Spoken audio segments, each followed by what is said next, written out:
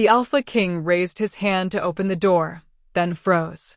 A woman's voice whispered from inside, not begging for mercy, but praying for the pack that had locked her away. He pressed his palm flat against the wood, feeling the grain bite into his skin. The corridor was cold. Stone walls sweat with dampness, torches guttering low in their iron brackets. This part of the estate wasn't meant for guests. It was meant for forgetting. And yet someone had remembered her. The whispers had reached him 3 nights ago, carried by a wolf too young to know when to keep his mouth shut. Rebellion, they said. A prisoner held without trial.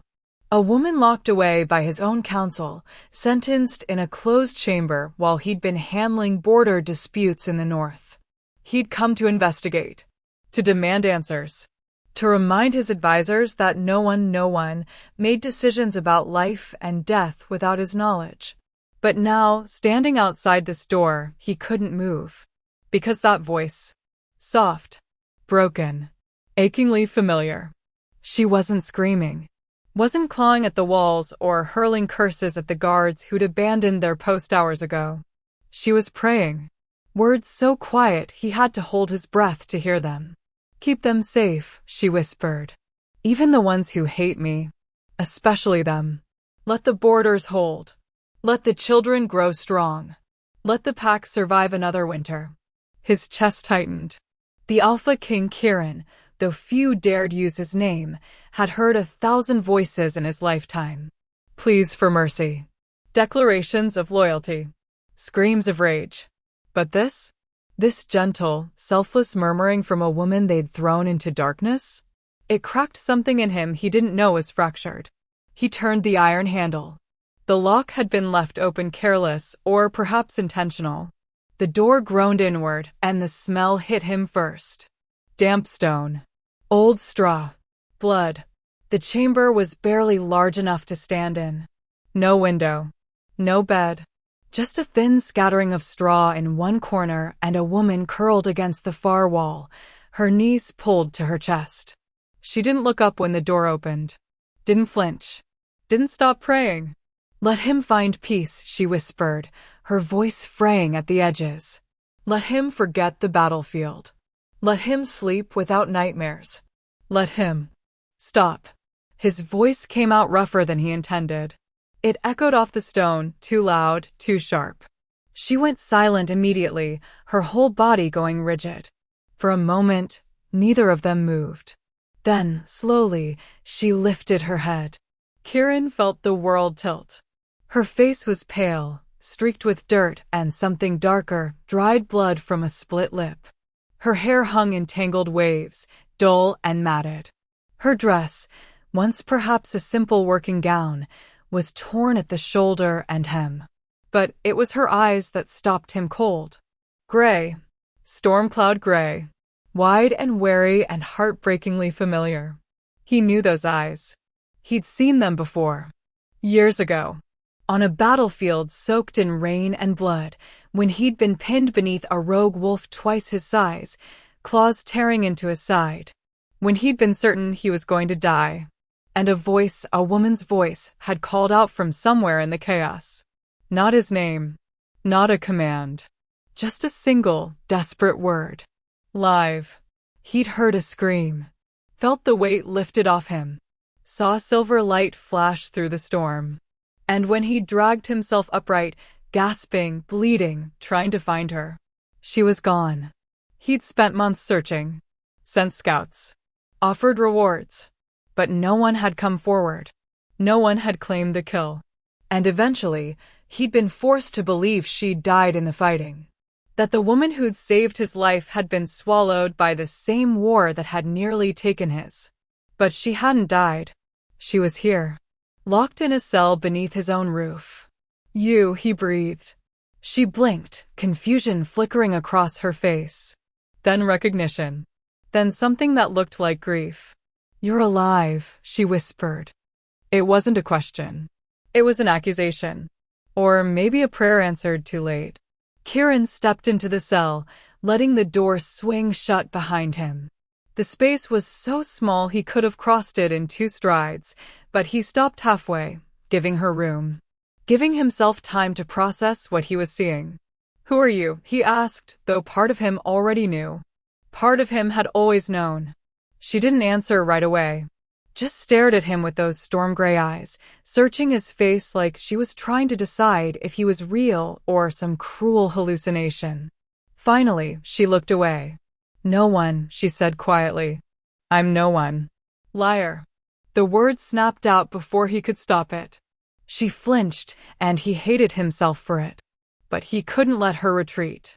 Not now. Not when he was this close to understanding. "You saved my life," he said, softer this time. 5 years ago. Northern border. The ambush at Blackwater Ridge. You were there." Her jaw tightened. She didn't deny it. "Why didn't you come forward?" he demanded. "Why didn't you tell anyone?" "I searched for you." "I would've." "You were dying," she interrupted, her voice raw. "I saw you go down. Saw the blood. And then the fighting got worse and I lost sight of you, and when it was over, they said the Alpha King's heir had fallen. That you didn't make it. But I did. I know that now. So why are you here? Why are you locked in my dungeon like a criminal?" She laughed. It was a bitter, broken sound that made his chest ache. "Because that's what I am," she said. "That's what they decided. What your council decided." "On what grounds?" She finally looked at him again, and this time there was something fierce in her eyes. Something that burned despite the exhaustion, despite the pain. "Because of what I am," she said. "Because of what I did that night. They saw the light. They saw what happened when I called on the old magic to save you. And they decided I was too dangerous to let live." The old magic. Kieran's blood went cold. "You're one of the marked," he said slowly. She didn't confirm it. Didn't need to. The truth was written in the way she held herself, in the faint shimmer that seemed to cling to her skin even in the darkness. The marked. Children born with the ability to channel the ancient power that had once belonged to the first wolves. It was rare. It was feared. And in most packs, it was a death sentence. "They were going to execute you," he said, the realization settling like lead in his stomach. "They still might," she replied. "Unless you've come to do it yourself." "No." The word came out hard. "Final." She blinked, surprise flickering across her face. Kieran moved closer, crouching down so they were eye level. Close enough to see the faint scars on her hands. Close enough to catch the scent of her rain and wildflowers, even through the grime and fear. "What's your name?" he asked. She hesitated. Then, so quietly he almost missed it. "Celine." "Celine," he repeated, letting the name settle in his chest. "You saved my life. And they repaid you with this." She didn't respond.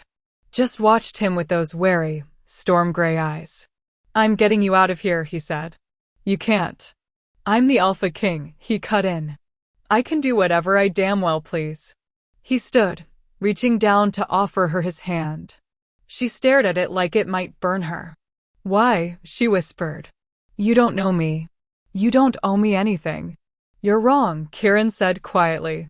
"I owe you everything." For a long moment, she didn't move. Then, slowly, she reached up and placed her hand in his. Her fingers were cold, trembling, but her grip was strong.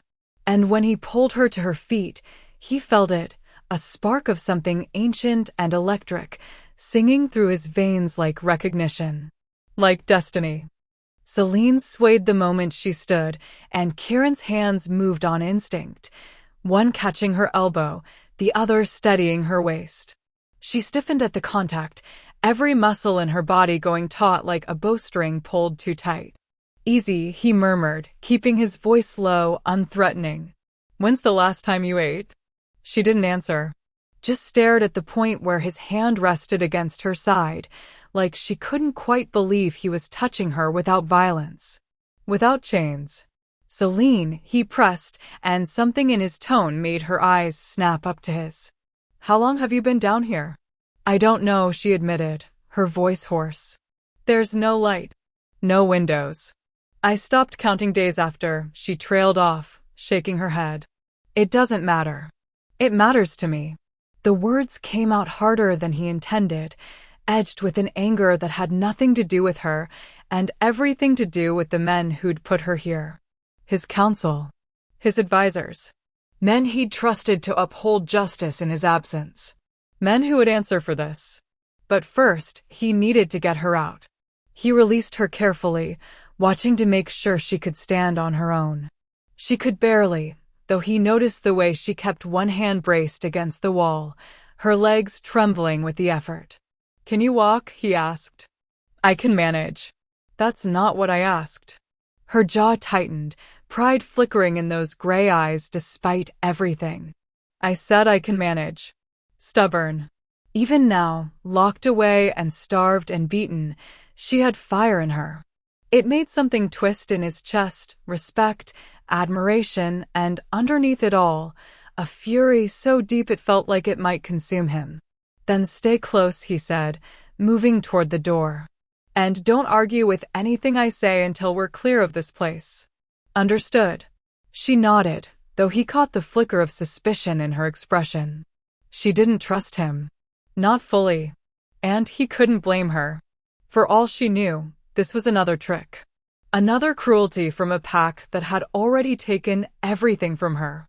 He pulled the door open, stepping into the corridor first. The torches had burned even lower now, casting long shadows that seemed to reach for them like grasping fingers.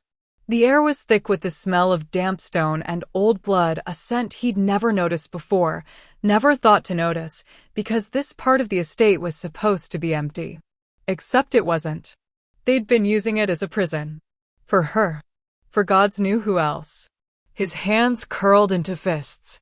"Kieran." Her voice was soft, uncertain. He glanced back to find her standing in the doorway, silhouetted by the darkness of the cell. She looked like a ghost. A spirit pulled from the shadows. "What is it? Why are you doing this?" she asked. "You're the Alpha King. You could have just ordered me released. Sent guards. You didn't have to come yourself." He held her gaze, weighing his answer. He could tell her it was duty. That he'd come to investigate a rumor and found something that demanded his immediate intervention. That would be true enough. But it wouldn't be the whole truth. "Because I needed to see for myself," he said finally. "I needed to know who you were." "And now you do?" "No," he shook his head slowly. "Now I have more questions than ever." Something shifted in her expression, a softening, maybe, or a recognition that he wasn't going to lie to her. That he wasn't going to pretend this was simple. "Come on," he said, jerking his head toward the corridor. "We need to move." She followed, her footsteps silent on the stone floor. Kieran led them through the winding passages, his senses stretched taut, listening for any sign of guards or servants. The estate was massive, a sprawling compound that had been built over generations, and this lower level was a maze of forgotten corridors and unused chambers. Perfect for hiding someone you wanted the world to forget. They'd almost reached the stairs when Celine spoke again. "They'll kill me if they find out you freed me." Kieran didn't slow. "They can try. I'm serious. Your council, they were unanimous. Every single one of them voted for my execution. They said I was a threat to the pack. That my power was too dangerous to control. They're afraid of you," Kieran said flatly. "That's different from you being dangerous." "Is it?" He stopped, turning to face her fully. The torchlight caught the edges of her face, highlighting the sharp line of her cheekbone, the curve of her jaw. She looked fragile in this light. Breakable. But he'd seen what she could do. He'd felt it. "You saved my life," he said quietly. "You could have let me die. Could have saved yourself the trouble. But you didn't. You called on power that terrified you, I could hear it in your voice that night, and you used it to protect someone you didn't even know. That's not dangerous, Celine. That's courage." She stared at him, her lips parting slightly like she wanted to argue. But no words came. "They're afraid," Kieran continued, "because they don't understand. Because they've spent so long villainizing the old magic that they can't see past their own fear. But I'm not them. And I'm not going to let them kill you for being what you were born to be. You don't know what I am," she whispered. "You don't know what I'm capable of. Then show me." The words hung between them, a challenge and an invitation all at once. Celine's eyes widened, something like fear flickering through them. Or maybe it was hope. He couldn't tell. I can't, she said. Not here. Not now. The magic, it's not something I can just summon. It comes when it wants to. When it needs to. Then we'll figure it out together, Kieran said. But first, we get you somewhere safe. He turned back toward the stairs, but her voice stopped him. Why do you keep saying we? He looked over his shoulder, meeting her gaze. Because you're not alone anymore. Whether you trust me or not, whether you want my help or not, you're under my protection now. And I don't abandon the people I'm sworn to protect. For a long moment, she just stared at him. Then, so quietly he almost missed it, she said, I don't understand you. Good, Kieran replied, a faint smirk tugging at his mouth. I'd be worried if you did. I barely understand myself half the time. It surprised a laugh out of her, short, startled, and quickly stifled. But it was real. And the sound of it did something strange to his chest, made something warm unfurl there that he hadn't felt in years. He led them up the stairs, taking them two at a time while Celine struggled to keep pace. He slowed when he noticed, adjusting his stride to match hers. The main level of the estate was quiet. Most of the household would be in the great hall for the evening meal or retired to their chambers. Kieran guided them down a side corridor, away from the populated areas, toward the wing that housed his private quarters. It was risky bringing her here. If anyone saw them, questions would be asked. Rumors would spread. But he needed time. Time to understand what had happened. Time to figure out who'd ordered her imprisonment and why. Time to decide what came next. They reached his chambers without incident. He pushed open the heavy wooden door, ushering Celine inside before closing and locking it behind them. The room was spacious, far more so than that cell. A large bed dominated one wall, draped in furs and thick blankets. A fireplace crackled with low flames, casting warm light across the stone floor. Shelves lined with books and maps covered another wall, and a table near the window held a half-finished meal he'd abandoned hours ago. Celine stood just inside the door, looking around like she'd stepped into another world. Her eyes lingered on the food, and Kieran saw the hunger flash across her face before she could hide it. Eat, he said, gesturing toward the table. There's bread, cheese, some cold meat. It's not much, but... She was already moving before he finished speaking, crossing the room in quick strides that betrayed just how desperate she was. She grabbed the bread first, tearing into it with trembling hands, barely chewing before swallowing. Kieran turned away, giving her privacy, giving her dignity. He moved to the window, staring out at the darkening grounds. The sun had set while they'd been in the lower levels, and now twilight painted everything in shades of purple and blue.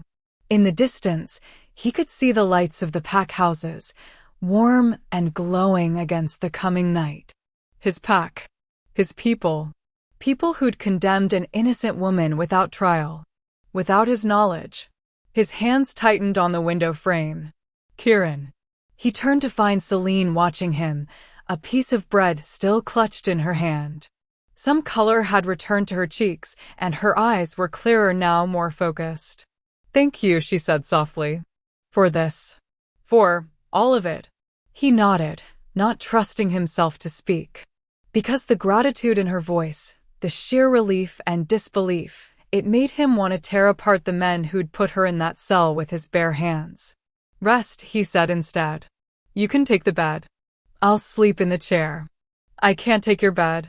You can and you will, he interrupted, his tone leaving no room for argument. You've been sleeping on stone for gods know how long. I think you've earned a real bed. She opened her mouth like she wanted to protest, then seemed to think better of it. Where will you be? Right here, he said, nodding toward the chair by the fire. I'm not leaving you alone. Not until I know you're safe. Something flickered in her eyes, surprise, maybe, or confusion. You barely know me. I know enough, Kieran said quietly. I know you saved my life when you had no reason to. I know you prayed for a pack that condemned you. I know you have more courage in your broken body than most warriors I've met. He paused, holding her gaze. And I know that whatever they told you about yourself, that you're dangerous, that you're a threat, it's a lie. Celine's eyes glistened, tears threatening to spill over. She blinked them back, her throat working as she swallowed hard. You don't know what you're risking, she whispered. Protecting me. Going against your counsel. They'll see it as betrayal. Then let them, Kieran said, his voice hard as stone. I didn't become Alpha King by letting others dictate my choices. And I'm sure as hell not going to start now. Celine woke to warmth. It confused her at first, the softness beneath her body, the weight of furs draped across her shoulders, the faint crackle of a fire somewhere close. For a disorienting moment, she couldn't remember where she was. Couldn't reconcile the comfort with the cold stone cell that had become her entire world. Then it came back. The Alpha King. Kieran. His hand reaching into the darkness. His voice, low and certain, telling her she wasn't alone anymore. She sat up slowly, her body protesting every movement. Everything ached, muscles stiff from weeks of immobility, bruises still tender, her ribs sharp reminders of the beatings that had come in those first days. Before they'd decided she wasn't worth the effort. Before they'd simply locked the door and left her to fade away. The room was dim, early morning light filtering through the window in pale gray streaks. The fire had burned down to embers, and in the chair beside it, Kieran sat with his head tipped back, eyes closed, one hand resting on the arm of the chair while the other hung loose at his side. Asleep. Or trying to be. Celine studied him in the quiet. He looked different like this, less commanding, less untouchable. The hard lines of his face had softened slightly, though tension still lived in the set of his jaw, the furrow between his brows. Even in sleep, he couldn't fully let go. She understood that. She'd been the same way once. Before the cell. Before she'd learned that fighting exhaustion only made the darkness press in harder. Her gaze drifted to his hands, strong, scarred, the hands of a warrior who'd earned his position through blood and survival. She remembered those hands from last night. The way they'd steadied her without gripping too tight. The way he'd offered his palm to her like it was the most natural thing in the world. Like she deserved to be helped. She looked away, her throat tightening. It had been so long since anyone had looked at her without fear or hatred. So long since anyone had spoken to her without venom in their voice. She didn't know what to do with his kindness. Didn't know if she could trust it. Didn't know if she could trust herself not to destroy it. The memories came whether she wanted them or not. They always did in the quiet moments. She'd been 17 when the silver flame first appeared. It had been an accident, at least. That's what she'd told herself for years. A moment of panic when a younger wolf had fallen through the ice on the frozen lake, the water pulling him under before anyone could reach him. She'd been standing on the shore with the others, watching in horror as his head disappeared beneath the surface, his screams cutting off into terrible silence. And something inside her had broken open. She hadn't understood what was happening. Hadn't known what the burning sensation in her chest meant, or why her hands suddenly felt like they were on fire. She'd reached out instinctively, desperately, and the silver flame had poured from her palms like liquid starlight. It had hit the water, and the ice had shattered, not melted, shattered, exploding outward in a wave of steam and light. The boy had been thrown clear, gasping and coughing but alive, deposited on the shore like an offering from the lake itself. Everyone had stared at her. And Celine had known, in that moment, that her life would never be the same. Her parents had tried to hide it at first. Tried to convince the others that it had been a trick of the light, a natural phenomenon, anything but what it actually was. But the whispers had already started. The marked. Old magic. Dangerous. Within a week, the pack elders had called for a trial.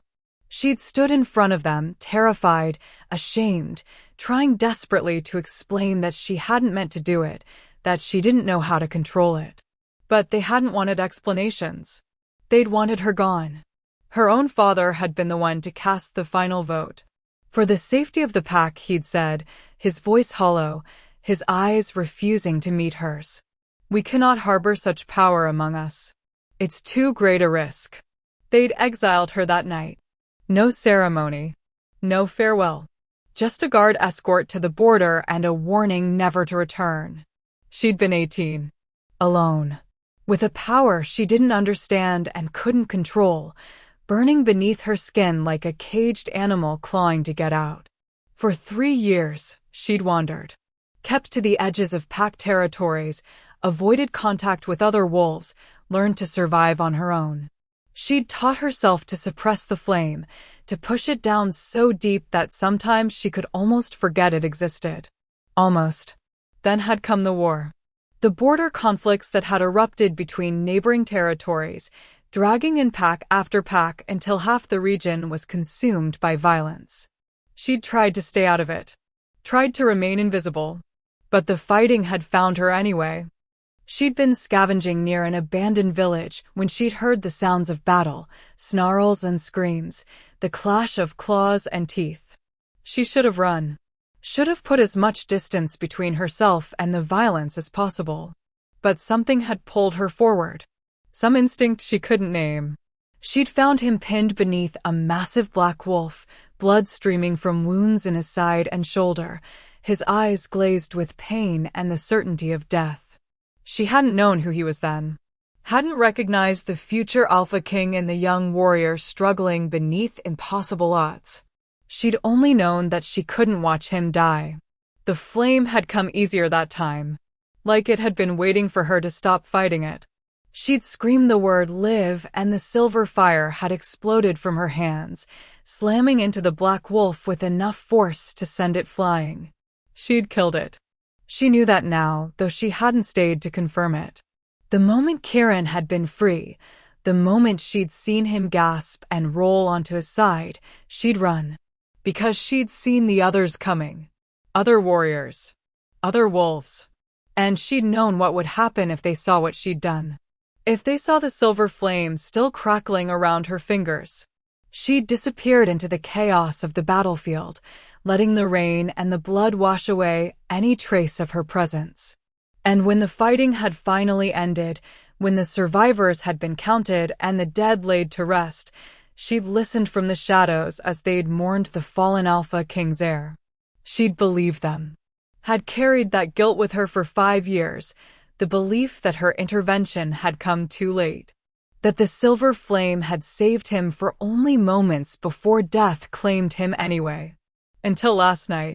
Until he'd opened that door, and she'd looked up into eyes she'd thought she'd never see again. You're awake. His voice pulled her from the memories. She looked up to find Kieran watching her, his eyes alert despite the exhaustion she could see etched into every line of his face. I didn't mean to wake you, she said quietly. You didn't.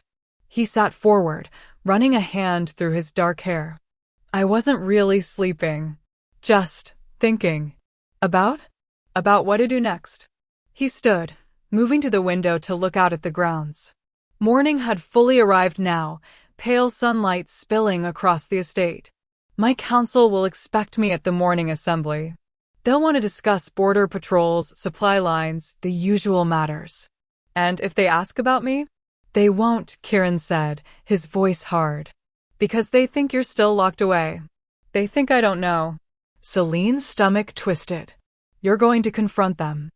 I'm going to demand answers. He turned to face her, his expression carved from stone. I want to know who ordered your imprisonment. I want to know what evidence they claim to have.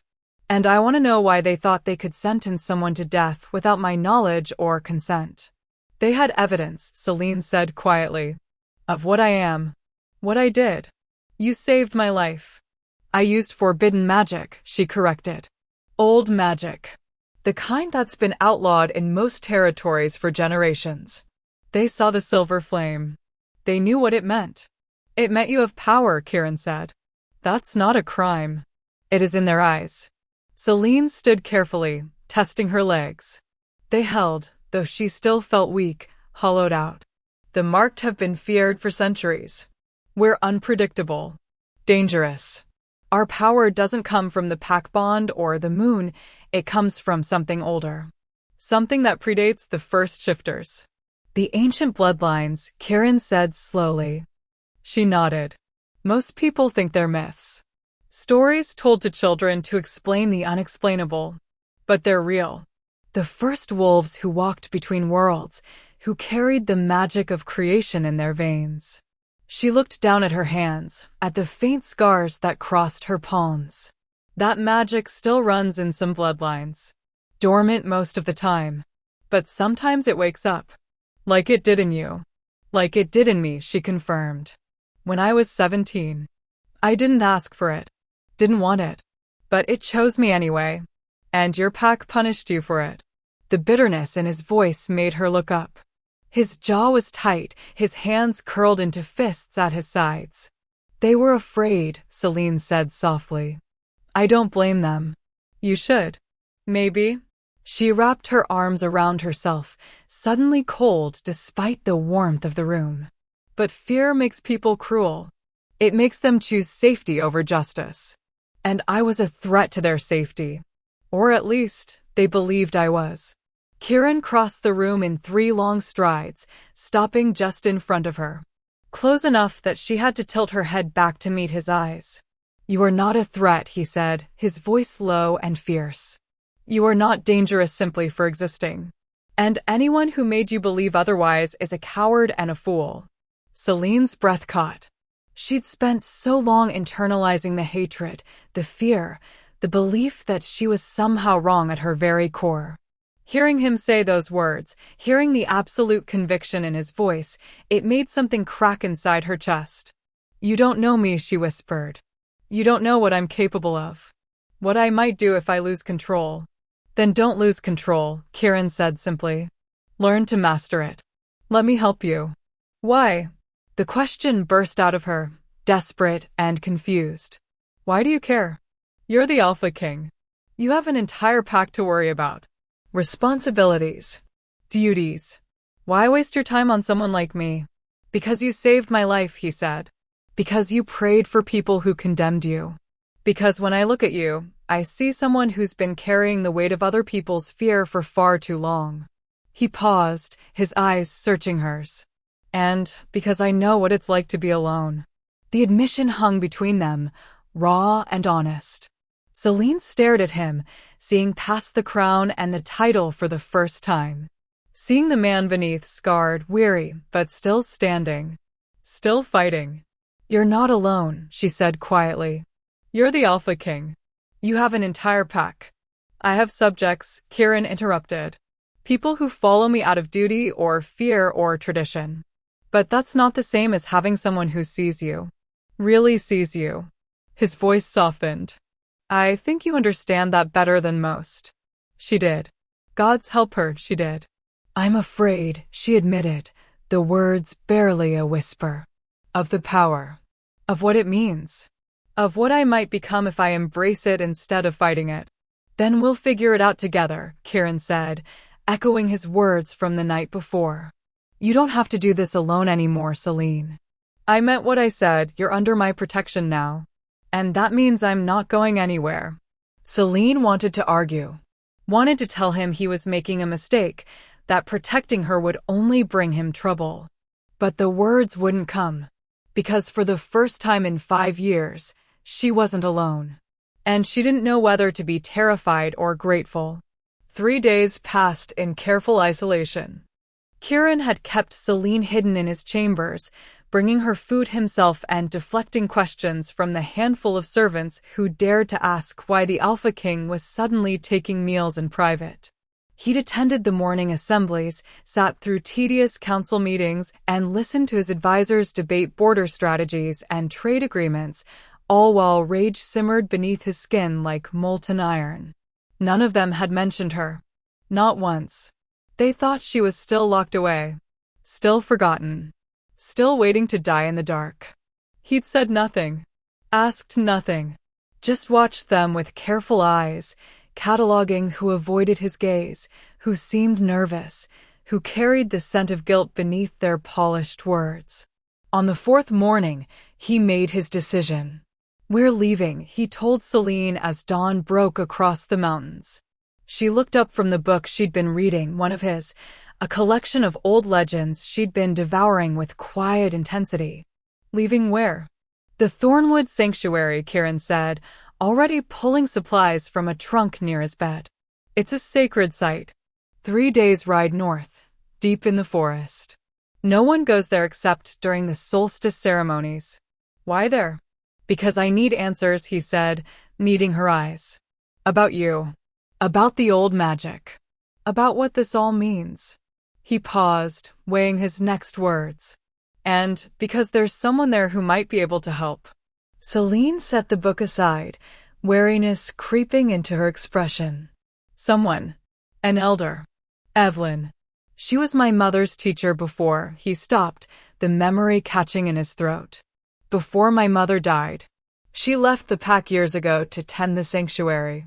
She's the only one I trust with something like this." "You think she'll know about the marked?" "If anyone does, it's her," Kieran said. "She's spent her life studying the old ways. The bloodlines. The prophecies." The word hung between them like a bell tolled in an empty hall.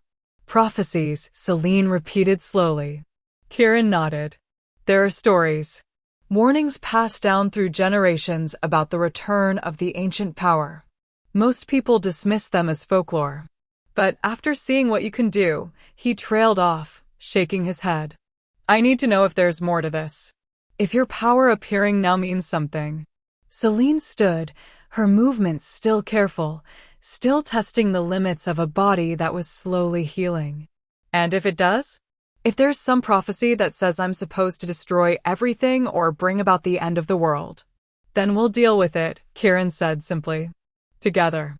That word again. Together.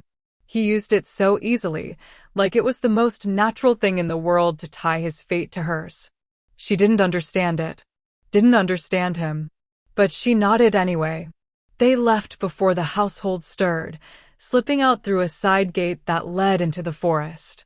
Kieran had horses waiting, 2 sturdy mounts already saddled and packed with supplies.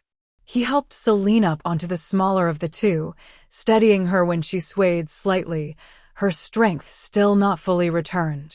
"Tell me if you need to rest," he said, swinging up onto his own horse with practiced ease.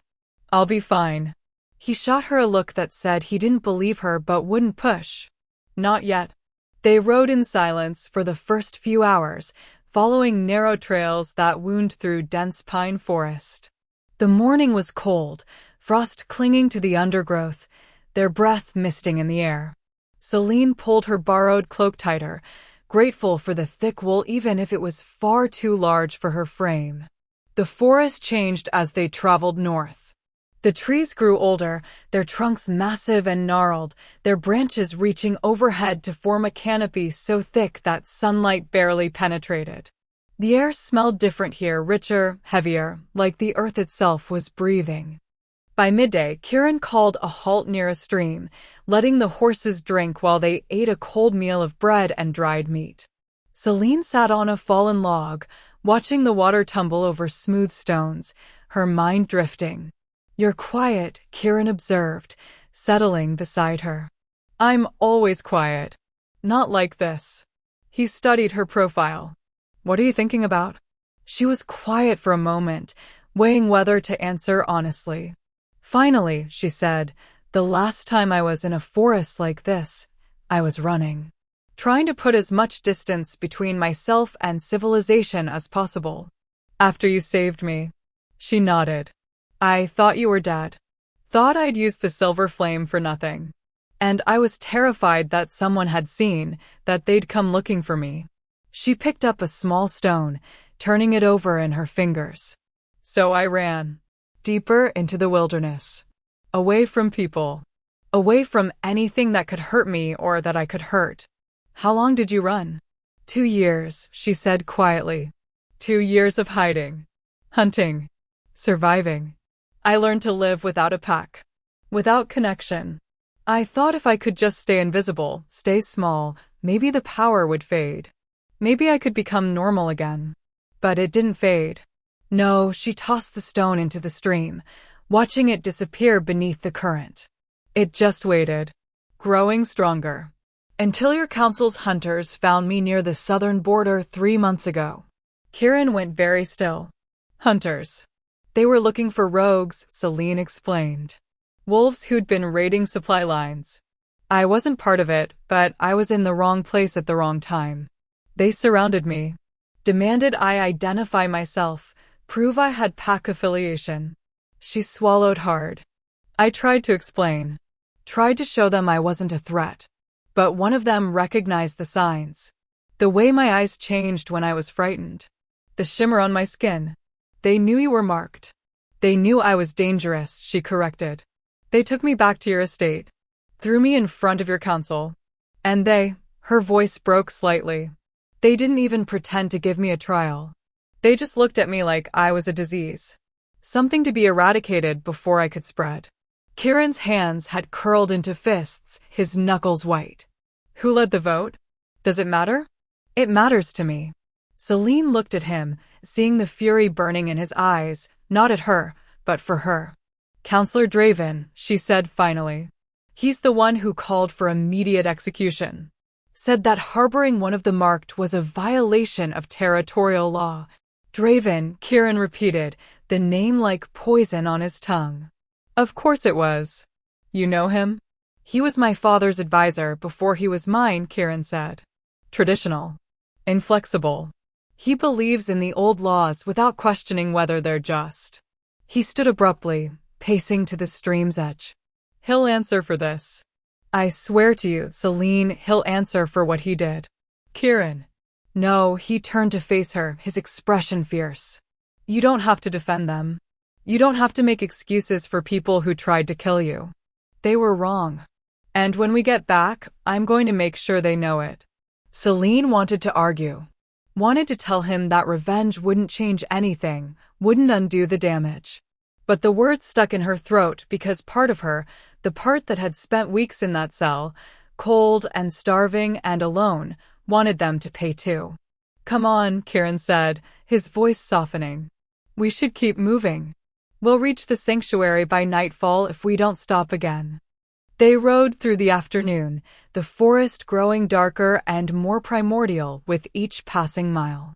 Ancient standing stones began appearing alongside the trail, weathered markers carved with symbols Celine didn't recognize, but that made her skin prickle with awareness.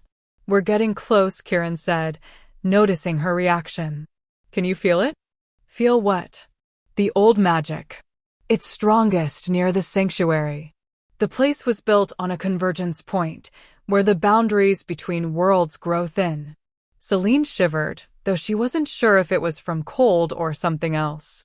Because yes, she could feel it. A pull deep in her chest, like a rope tied to her sternum, drawing her forward. The silver flame stirred beneath her skin, recognizing something it had been searching for. They crested a ridge just as the sun began its descent, and Celine's breath caught. The valley below was unlike anything she'd ever seen. A stone circle dominated the center, massive pillars arranged in perfect symmetry, each one easily 3 times the height of a man. They glowed faintly in the dying light, covered in luminescent moss that pulsed with a rhythm like breathing.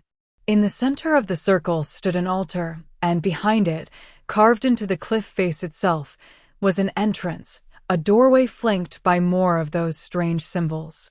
But it wasn't the stones or the altar that made Celine's heart race. It was the light. Silver light, exactly like her flame, danced between the pillars in ribbons and spirals, moving with purpose, with intelligence.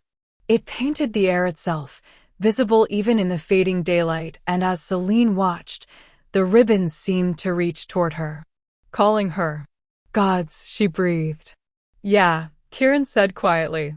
I had the same reaction the first time I saw it. They descended into the valley, the horses picking their way carefully down the slope. As they approached the stone circle, an old woman emerged from the cliff entrance, leaning heavily on a gnarled walking stick. Evelyn.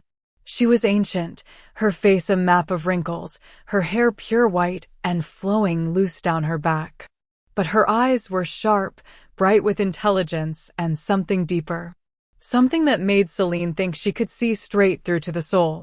"Kieran," the old woman said, her voice surprisingly strong. "I wondered when you'd come." "Evelyn." Kieran dismounted, moving to help Celine down. "We need your counsel."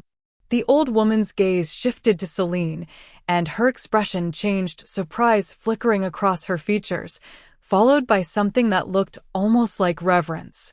"The Silverborn," Evelyn whispered. "After all these years. She's finally come." Celine felt the blood drain from her face. "What did you just call me?" Evelyn smiled, sad and knowing. "Come inside, child. There's much you need to understand. Much that has been hidden from you."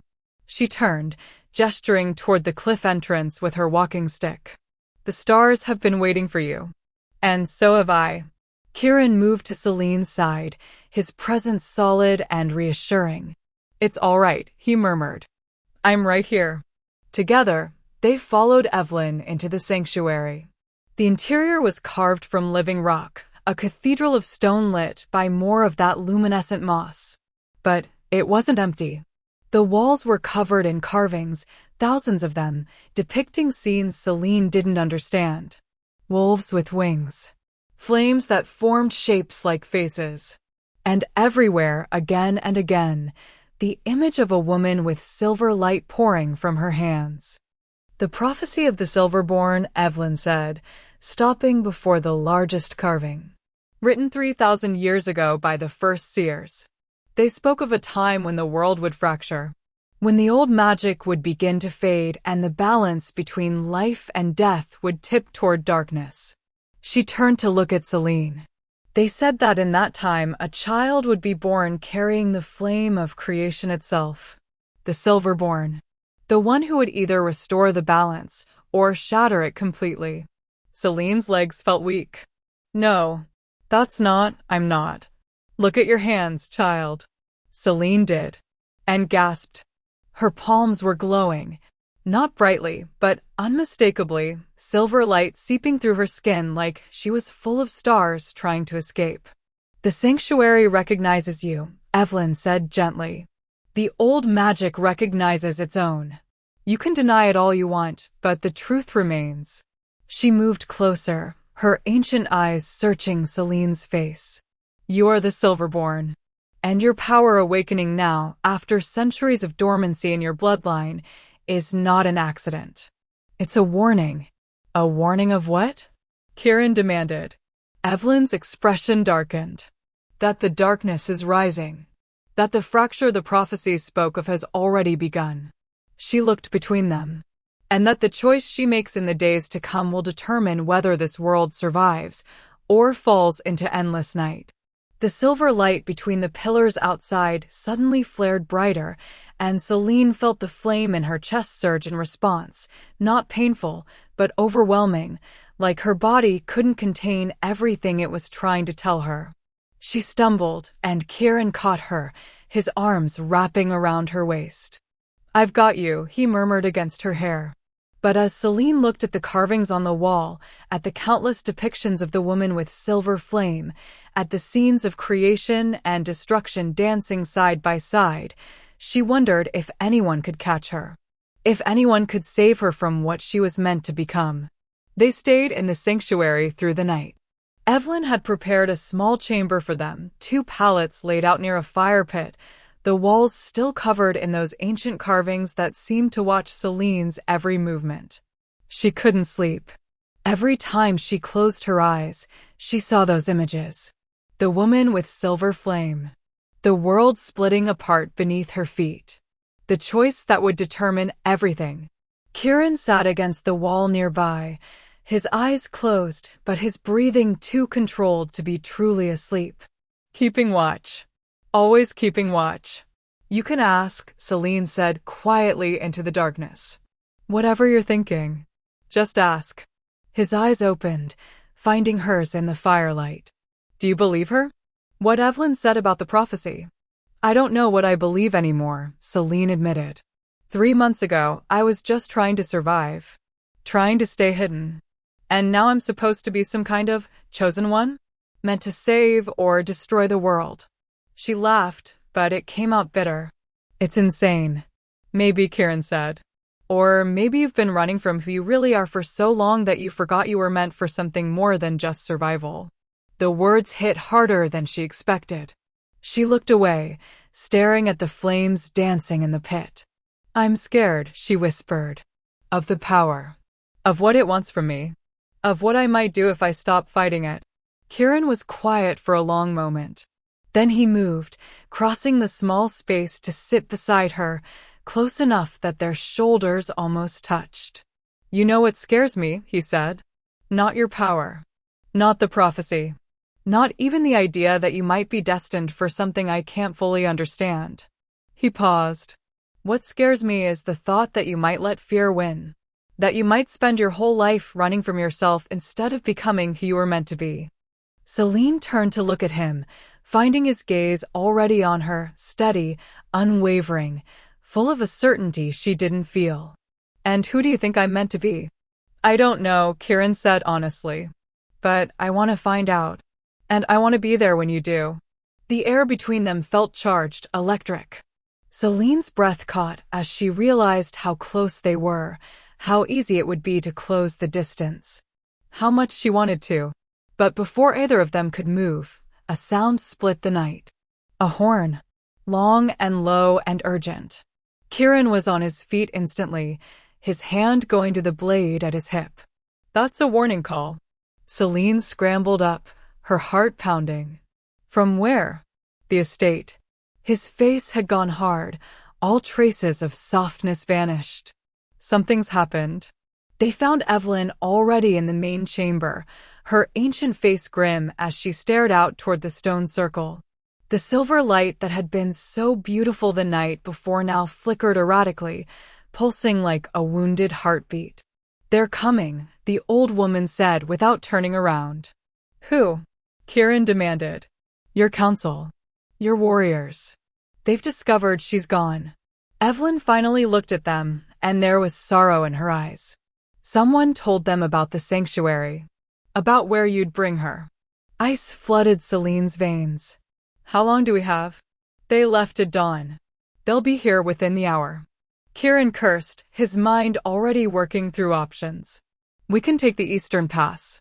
Circle back through. No, Evelyn interrupted. You cannot run from this, boy.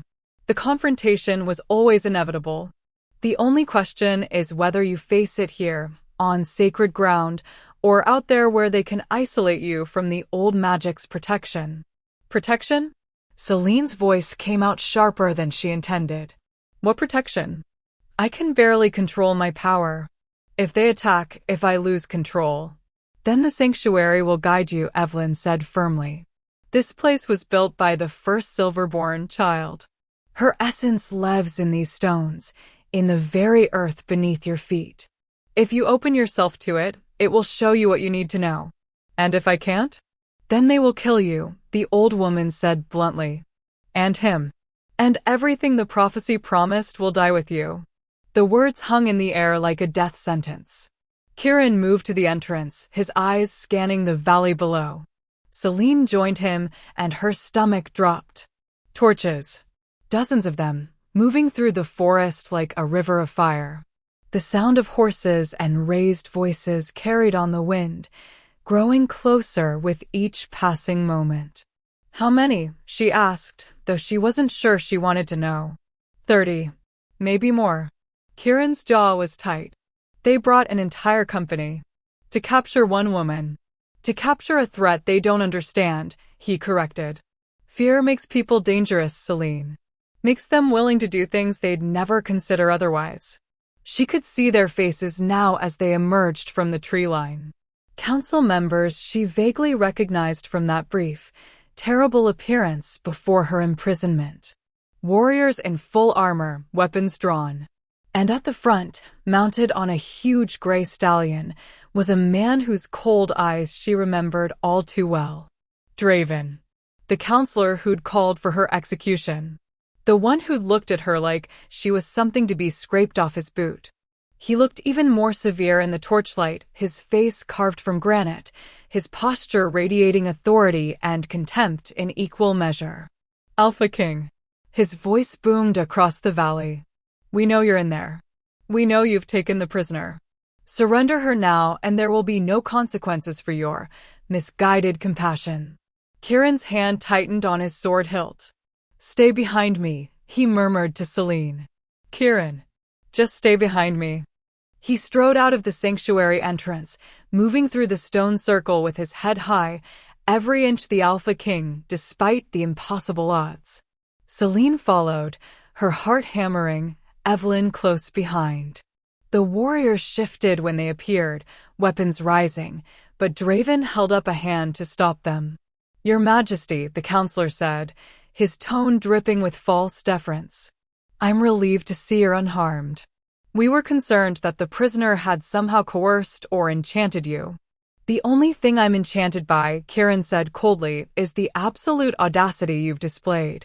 Imprisoning someone without trial. Sentencing them to death without my knowledge or consent. Lying to your Alpha King for months. A murmur ran through the assembled warriors. Several looked uncomfortable. Draven's expression didn't change. We acted in the best interests of the pack. The woman is marked. She carries forbidden magic. Allowing her to live poses an unacceptable risk too. She saved my life. The words cut through the air like a blade. Several warriors exchanged glances. Draven's eyes narrowed. What did you say? 5 years ago. Blackwater Ridge. The ambush that nearly killed me. Kieran took a step forward, his voice carrying across the valley. She was the one who saved me. The mysterious warrior you all searched for. The one who disappeared into the storm. He gestured toward Celine. It was her. And you repaid that sacrifice by locking her in a cell to die. That changes nothing, Draven said sharply. Old magic is old magic. It doesn't matter what she did in the past. What she is now is a danger to every wolf in this territory. She's not dangerous, Kieran growled. She's powerful. And you're terrified that power doesn't belong to you. I'm terrified, Draven countered, that you've allowed sentiment and gratitude to cloud your judgment. That you've forgotten your duty is to protect the pack, not to defend creatures that threaten it. Creatures? The word came from Celine before she could stop it. She stepped forward, moving to stand beside Kieran despite his warning. Is that what you see when you look at me? A creature. Draven's lip curled. I see exactly what you are. An abomination. A corruption of natural order. The marked have been exiled from civilized territories for generations because your kind brings nothing but chaos and death. My kind saved your Alpha King's life, Celine shot back, anger burning through her fear. My kind prayed for a pack that condemned her. Your kind murdered 17 wolves during the last uprising, Draven interrupted, his voice like iron. Burned them alive with silver flame. Women. Children. Innocents who'd done nothing but have the misfortune of being nearby when one of the marked lost control. Celine felt the words like physical blows. I wasn't. It doesn't matter which marked it was, Draven continued relentlessly. What matters is that your power is unstable, uncontrollable. And the prophecy that old fool behind you keeps muttering about? It doesn't promise salvation. It promises a choice, and one wrong decision means the end of everything we've built. Then help her make the right choice, Kieran said, his voice steady despite the tension radiating through his frame. Teach her. Guide her. Don't condemn her for something she hasn't done. We cannot take that risk. You mean you won't, Kieran corrected. Because it's easier to kill her than to confront your own fear. Draven's patience finally snapped. I have indulged this conversation out of respect for your position. But my patience has limits. He raised his hand, and the warriors behind him moved forward as one. Stand aside, Your Majesty. Or we will remove you along with the threat. You would threaten your Alpha King? Kieran's voice dropped to something dangerous. I would protect my pack, Draven said. Even from its own leader, if necessary. The warriors formed a semicircle, cutting off any escape route. Celine counted the odds: 30 armed wolves against 2 and an elderly woman. Even if Kieran was a formidable fighter, even if she called on her power, the numbers were impossible. Last chance, Draven said. Surrender the marked, or face the consequences. Kieran's hand moved his sword. Come and take her. Everything happened at once. The warriors surged forward. Kieran's blade sang free of its sheath, and Celine felt the silver flame explode inside her chest, responding to the threat, to the fear, to the desperate need to protect the one person who'd shown her kindness. No, Evelyn's voice cut through the chaos. Child, not like this. You must control it. But control was a distant memory. The flame poured from Celine's hands in torrents, slamming into the approaching warriors and sending them flying backward. She heard screams, saw bodies hit the ground, smelled burning flesh and ozone, and couldn't stop.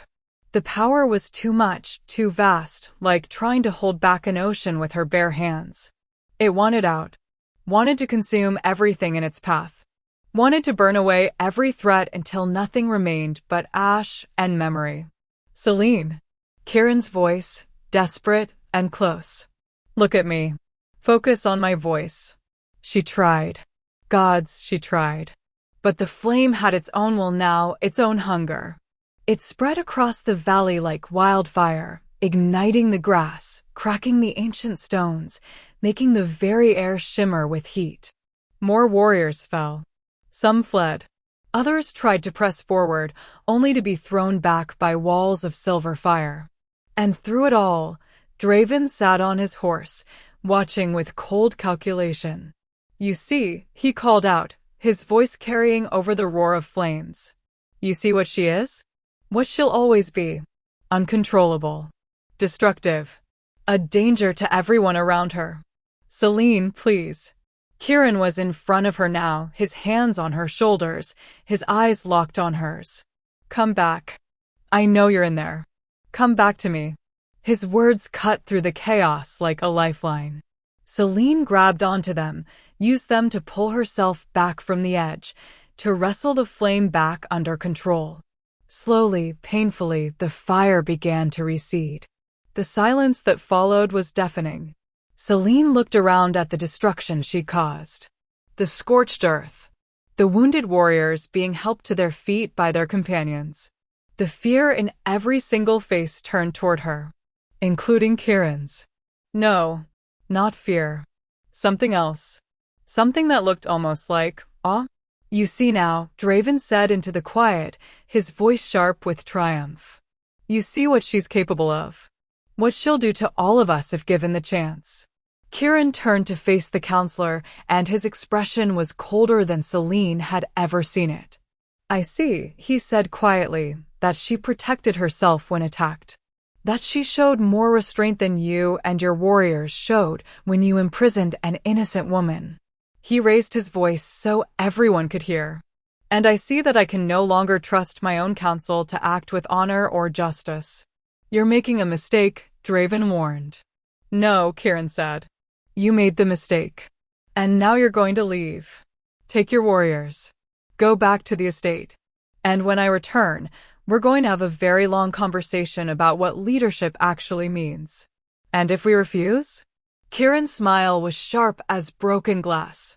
Then you'll find out exactly how dangerous your Alpha King can be when you threaten someone under his protection. For a long moment, no one moved. The warriors looked to Draven, waiting for his command. The counselor stared at Kieran with barely concealed fury. Finally, he jerked his reins, turning his horse away. This isn't over, he said. The pack will hear about this. About your choice to defend her over them. And they will demand justice. Then they'll get it, Kieran said. Just not the kind you're expecting. Draven rode away without another word, his warriors following. Within minutes, the torches had disappeared back into the forest, leaving only ash and scorched earth behind. Celine collapsed. Kieran caught her before she hit the ground, lowering them both carefully to their knees. She was shaking, exhausted, the power drain leaving her hollow and weak. "I'm sorry," she whispered. "I couldn't. I tried to control it, but—" "You did control it," Kieran said firmly, his arms tightening around her. "You could have killed them all. Could have let the flame consume everything. But you didn't. You pulled it back." "But Draven's right," Celine said, tears streaming down her face. "I am dangerous. I am uncontrollable. And if I stay with you, I'll only bring you more trouble. More enemies. Maybe even—" "Stop." Kieran cupped her face in his hands, forcing her to meet his eyes. "Listen to me. I don't care what Draven thinks. I don't care what the council thinks. I care about you. About who you are beneath the power and the fear and the prophecy." His voice softened. "And I'm not letting you go. Not now. Not ever." Behind them, Evelyn spoke quietly. "The clash was necessary," the old woman said. "Painful, but necessary. She needed to feel the full extent of her power, to understand what she's truly capable of." She moved closer, resting a weathered hand on Celine's shoulder. "But now comes the harder part, child. Now you must learn to master it, to make it yours instead of letting it control you." Celine looked between them, the Alpha King who'd chosen her over his council, and the ancient seer who believed she was meant for something impossible. "I don't know if I can," she admitted. "Then we'll learn together," Kieran said, echoing his promise yet again. And despite everything, the fear, the exhaustion, the certainty that this would only get worse before it got better, Celine found herself believing him, found herself hoping. They stayed at the sanctuary for 5 more days. Evelyn had insisted. The pack would be in turmoil after what had happened, she'd said. Rumors would spread. Fear would fester. Better to let the storm break in their absence than walk back into the heart of it unprepared. Kieran had argued at first, his sense of duty demanding he return immediately to face the consequences. But Celine had seen the exhaustion in his eyes, the weight of leadership that had been crushing him long before she'd entered his life. And when Evelyn had fixed him with that ancient, knowing stare, he'd finally relented. 5 days, he'd agreed. Then we go back. Together. Those 5 days changed everything. Evelyn worked with Celine during the daylight hours, teaching her meditation techniques passed down through generations of seers. Teaching her to feel the silver flame not as a foreign entity, but as an extension of herself, a part of her soul given physical form. "The power doesn't come from outside you," the old woman explained as they sat within the stone circle, silver light dancing around them. "It comes from within. From the bloodline that runs through your veins. From the first Silverborn who walked these lands before the packs even existed." "Then why does it feel so alien?" Celine asked, frustrated after another failed attempt to summon the flame without losing control. "Why does it feel like something else is moving through me?" "Because you've spent your whole life being told it was wrong," Evelyn said gently. "Being taught to fear it, suppress it, hide it. Your power learned to protect itself by becoming separate from your conscious mind. But it was never meant to be separate. It was meant to be integrated. Part of who you are." "How do I integrate something that nearly killed 30 wolves?" "You didn't kill them," Evelyn pointed out. "You could have. Easily. But at the last moment, you chose restraint. That's not the action of someone who can't control their power. That's the action of someone learning to." Celine wanted to believe her. Wanted to believe that she wasn't just a walking disaster waiting to happen. But doubt clung to her like a second skin. In the evenings, after Evelyn retired to her meditation chamber, Kieran would join Celine by the fire. They'd talk for hours about everything and nothing. About his childhood as the heir to the Alpha King title, the pressure and isolation that came with it. About her years of wandering, the loneliness that had become her constant companion. "I always envied the pack wolves," Celine admitted one night, watching flames dance in the pit. "The way they belonged to something bigger than themselves. The way they had purpose, community, family." She paused. "I didn't realize how heavy that belonging could be. How much you have to sacrifice for it." It's a cage sometimes, Kieran said quietly. Gilded, maybe, but still a cage. Every decision scrutinized. Every action judged against tradition and expectation. He looked at her, firelight catching in his dark eyes. Sometimes I wonder who I'd be if I'd been born to a different life. If I could have chosen my own path instead of inheriting one. You'd still be you, Celine said with certainty. Leadership isn't just about the title. It's about who you are at your core. The way you see people. The way you fight for what's right even when it costs you. She smiled slightly. You would have found a way to lead, one way or another. And you would have found a way to survive, Kieran replied. No matter what they threw at you. That's what I see when I look at you, Celine. Not danger. Not corruption.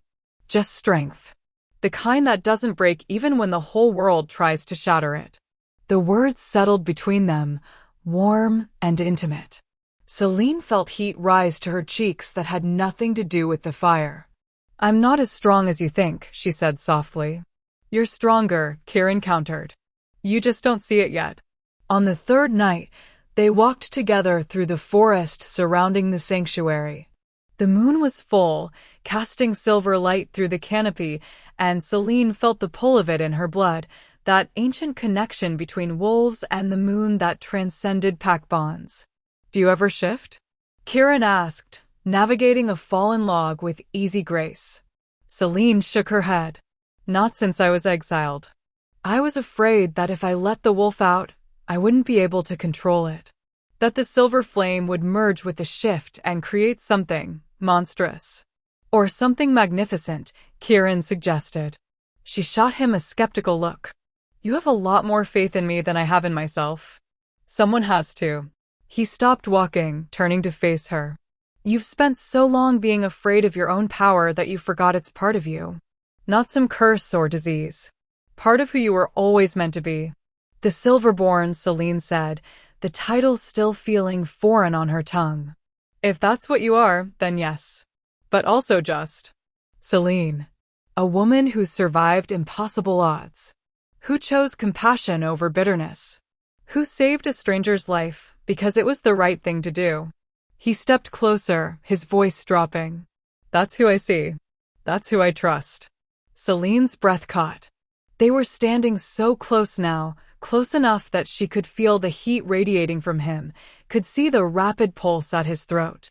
Close enough to notice the way his gaze dropped briefly to her lips before returning to her eyes. Kieran, she whispered, not sure if it was a warning or an invitation. Tell me to stop, he said quietly, his hand coming up to cup her cheek. Tell me this is a mistake, and I'll step back. I'll never mention it again. She should tell him to stop. Should remind him that she was dangerous, that getting close to her would only bring him pain. Should protect him from herself the way no one had ever protected her. But the words wouldn't come. Instead, she leaned into his touch, her eyes falling closed as his thumb traced the line of her cheekbone. I can't promise I won't hurt you, she said, her voice barely audible. I can't promise the power won't. I'm not asking for promises, Kieran interrupted gently. I'm just asking for this. Right here, right now. No prophecies. No counsels. No fear. Just us. When he kissed her, it was soft, tentative, like he was afraid she might shatter beneath his touch. But Celine felt anything but fragile. She felt alive in a way she hadn't in years, every nerve ending singing with awareness, with want, with something that felt dangerously close to hope. She kissed him back, her hands coming up to fist in his shirt, pulling him closer. The silver flame stirred in response, but it didn't rage or threaten to consume. It simply warmed. Like it recognized something in him. Like it approved. When they finally broke apart, both breathing hard, Kieran rested his forehead against hers. I see you, he murmured, repeating the words he'd spoken in that cell what felt like a lifetime ago. All of you. And I'm not afraid. Celine's throat tightened with emotion. You should be. Probably, he agreed, a small smile playing at his lips. But I've never been very good at doing what I should. They stood there in the moonlight, holding each other, and for the first time since her power had awakened, Celine felt like maybe, just maybe, she wasn't alone in this impossible journey. On the fifth morning, Evelyn called them both to the stone circle. The old woman looked tired, more ancient than usual, but her eyes were clear and focused. She held something in her weathered hands, a pendant on a silver chain, carved with symbols that seemed to shift and move in the light. This belonged to the first Silverborn, Evelyn said, holding it out to Celine. It was meant to be passed down through the bloodline, but it was lost centuries ago. I found it buried beneath the altar 3 days ago. It was waiting for you. Celine took it carefully, feeling warmth pulse through the metal the moment it touched her skin. The silver flame responded immediately, recognizing the pendant, singing in harmony with whatever power resided in the carved stone. "What does it do?" she asked. "It focuses your power," Evelyn explained. "Gives you an anchor when the flame threatens to overwhelm you. It won't make you invulnerable, won't make the hard choices any easier. But it will help you maintain control when you need it most." Celine fastened it around her neck, feeling the pendant settle against her sternum like it had always belonged there. "There's something else," Evelyn said, her expression growing grave. She looked at Kieran. "The confrontation with your council. It's accelerated things. Forces that have been sleeping are now awake and watching." "What kind of forces?" Kieran demanded. "The kind that have waited centuries for the Silverborn to return," Evelyn said. "The kind that see her as either salvation or threat. There are wolves who will want to use her power for their own ends. Others who will want to destroy it before it can threaten their control." She paused. "And there are older things. Things that predate the pacts. Things that have their own interest in whether the prophecy is fulfilled." A chill ran down Celine's spine. "You're saying we have enemies we don't even know about yet." "I'm saying the storm is coming," Evelyn corrected. "What happened with Draven was just the first clash. But there will be others. Worse ones. And you need to be ready." "How do we prepare for enemies we can't see?" Celine asked. "By becoming stronger," the old woman said simply.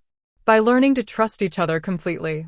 By accepting that the path ahead will demand sacrifices neither of you can imagine yet." She looked between them, her ancient eyes sad. "The Silverborn's destiny has always been written in fire and blood. The question is not whether you'll face darkness. The question is whether you'll face it together or let it tear you apart." Kieran moved to stand beside Celine, his hand finding hers and gripping tight. "Together," he said firmly. Celine looked at him, this alpha king who'd risked everything for her, who'd chosen her over his council, who'd seen past her power to the broken woman underneath. And she felt something shift inside her. Something that felt like courage. "Together," she echoed. Evelyn smiled, though it didn't quite reach her eyes. "Then may the first wolves watch over you both. Because you're going to need all the protection you can get."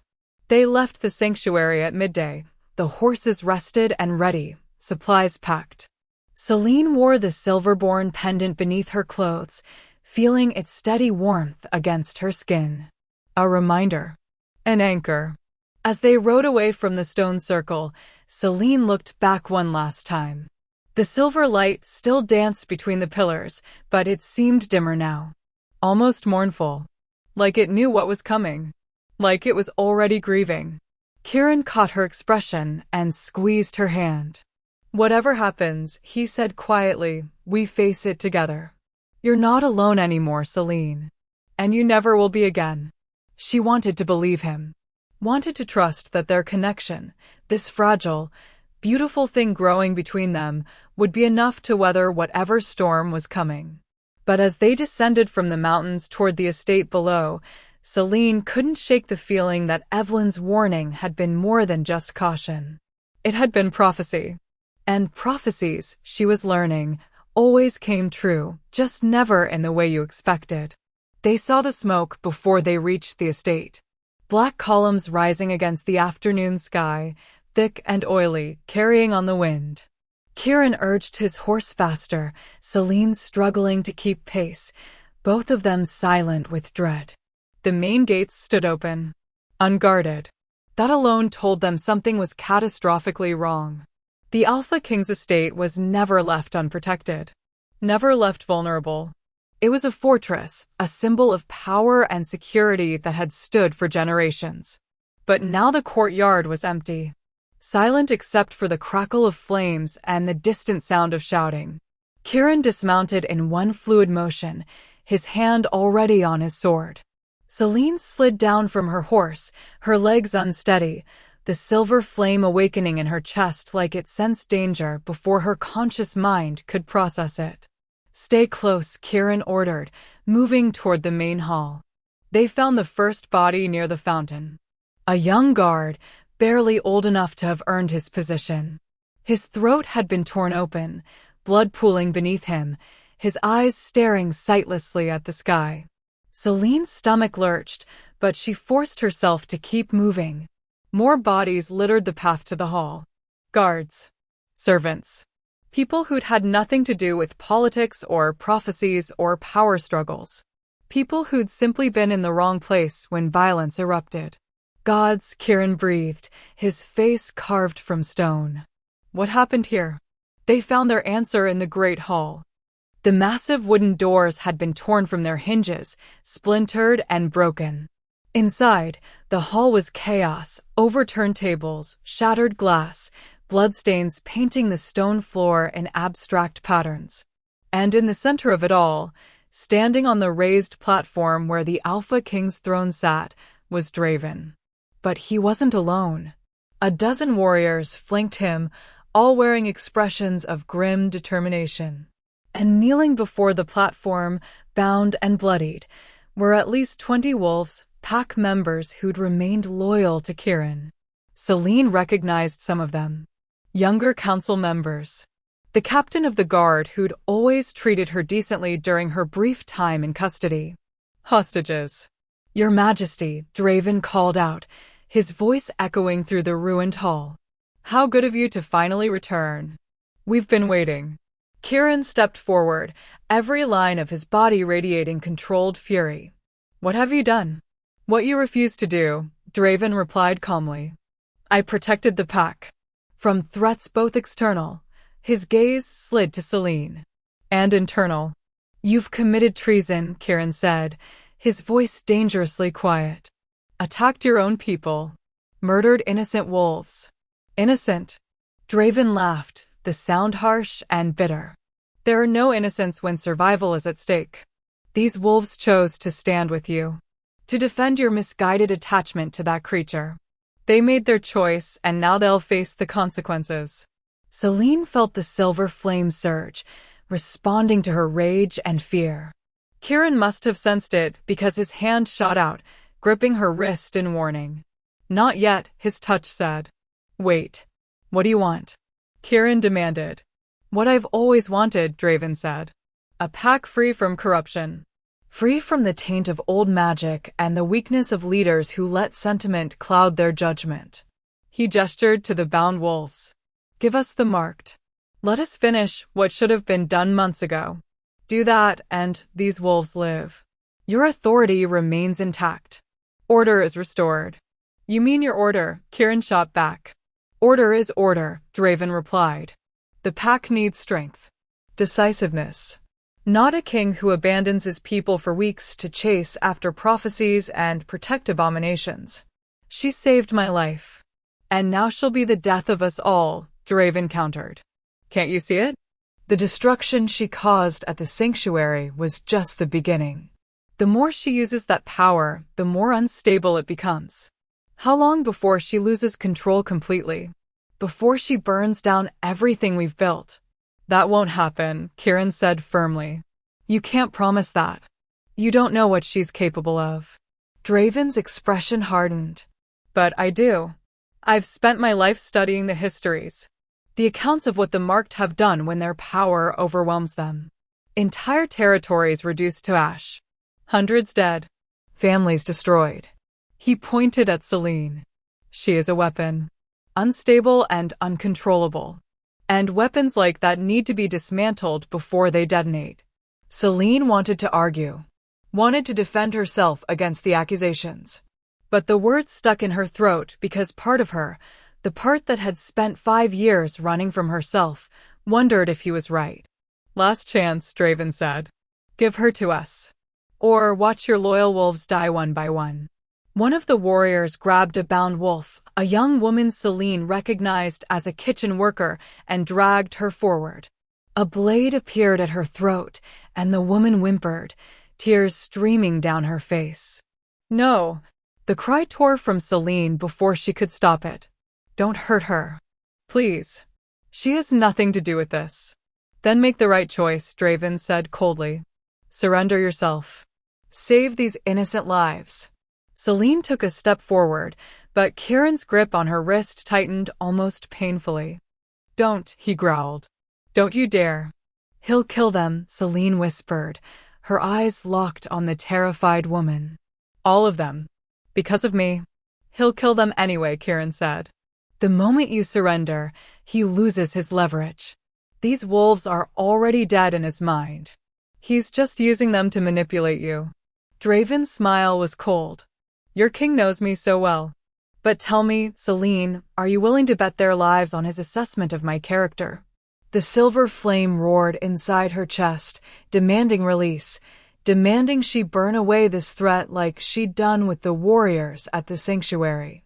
But she remembered what had happened then. The loss of control. The terror on Kieran's face when he'd thought she might not come back.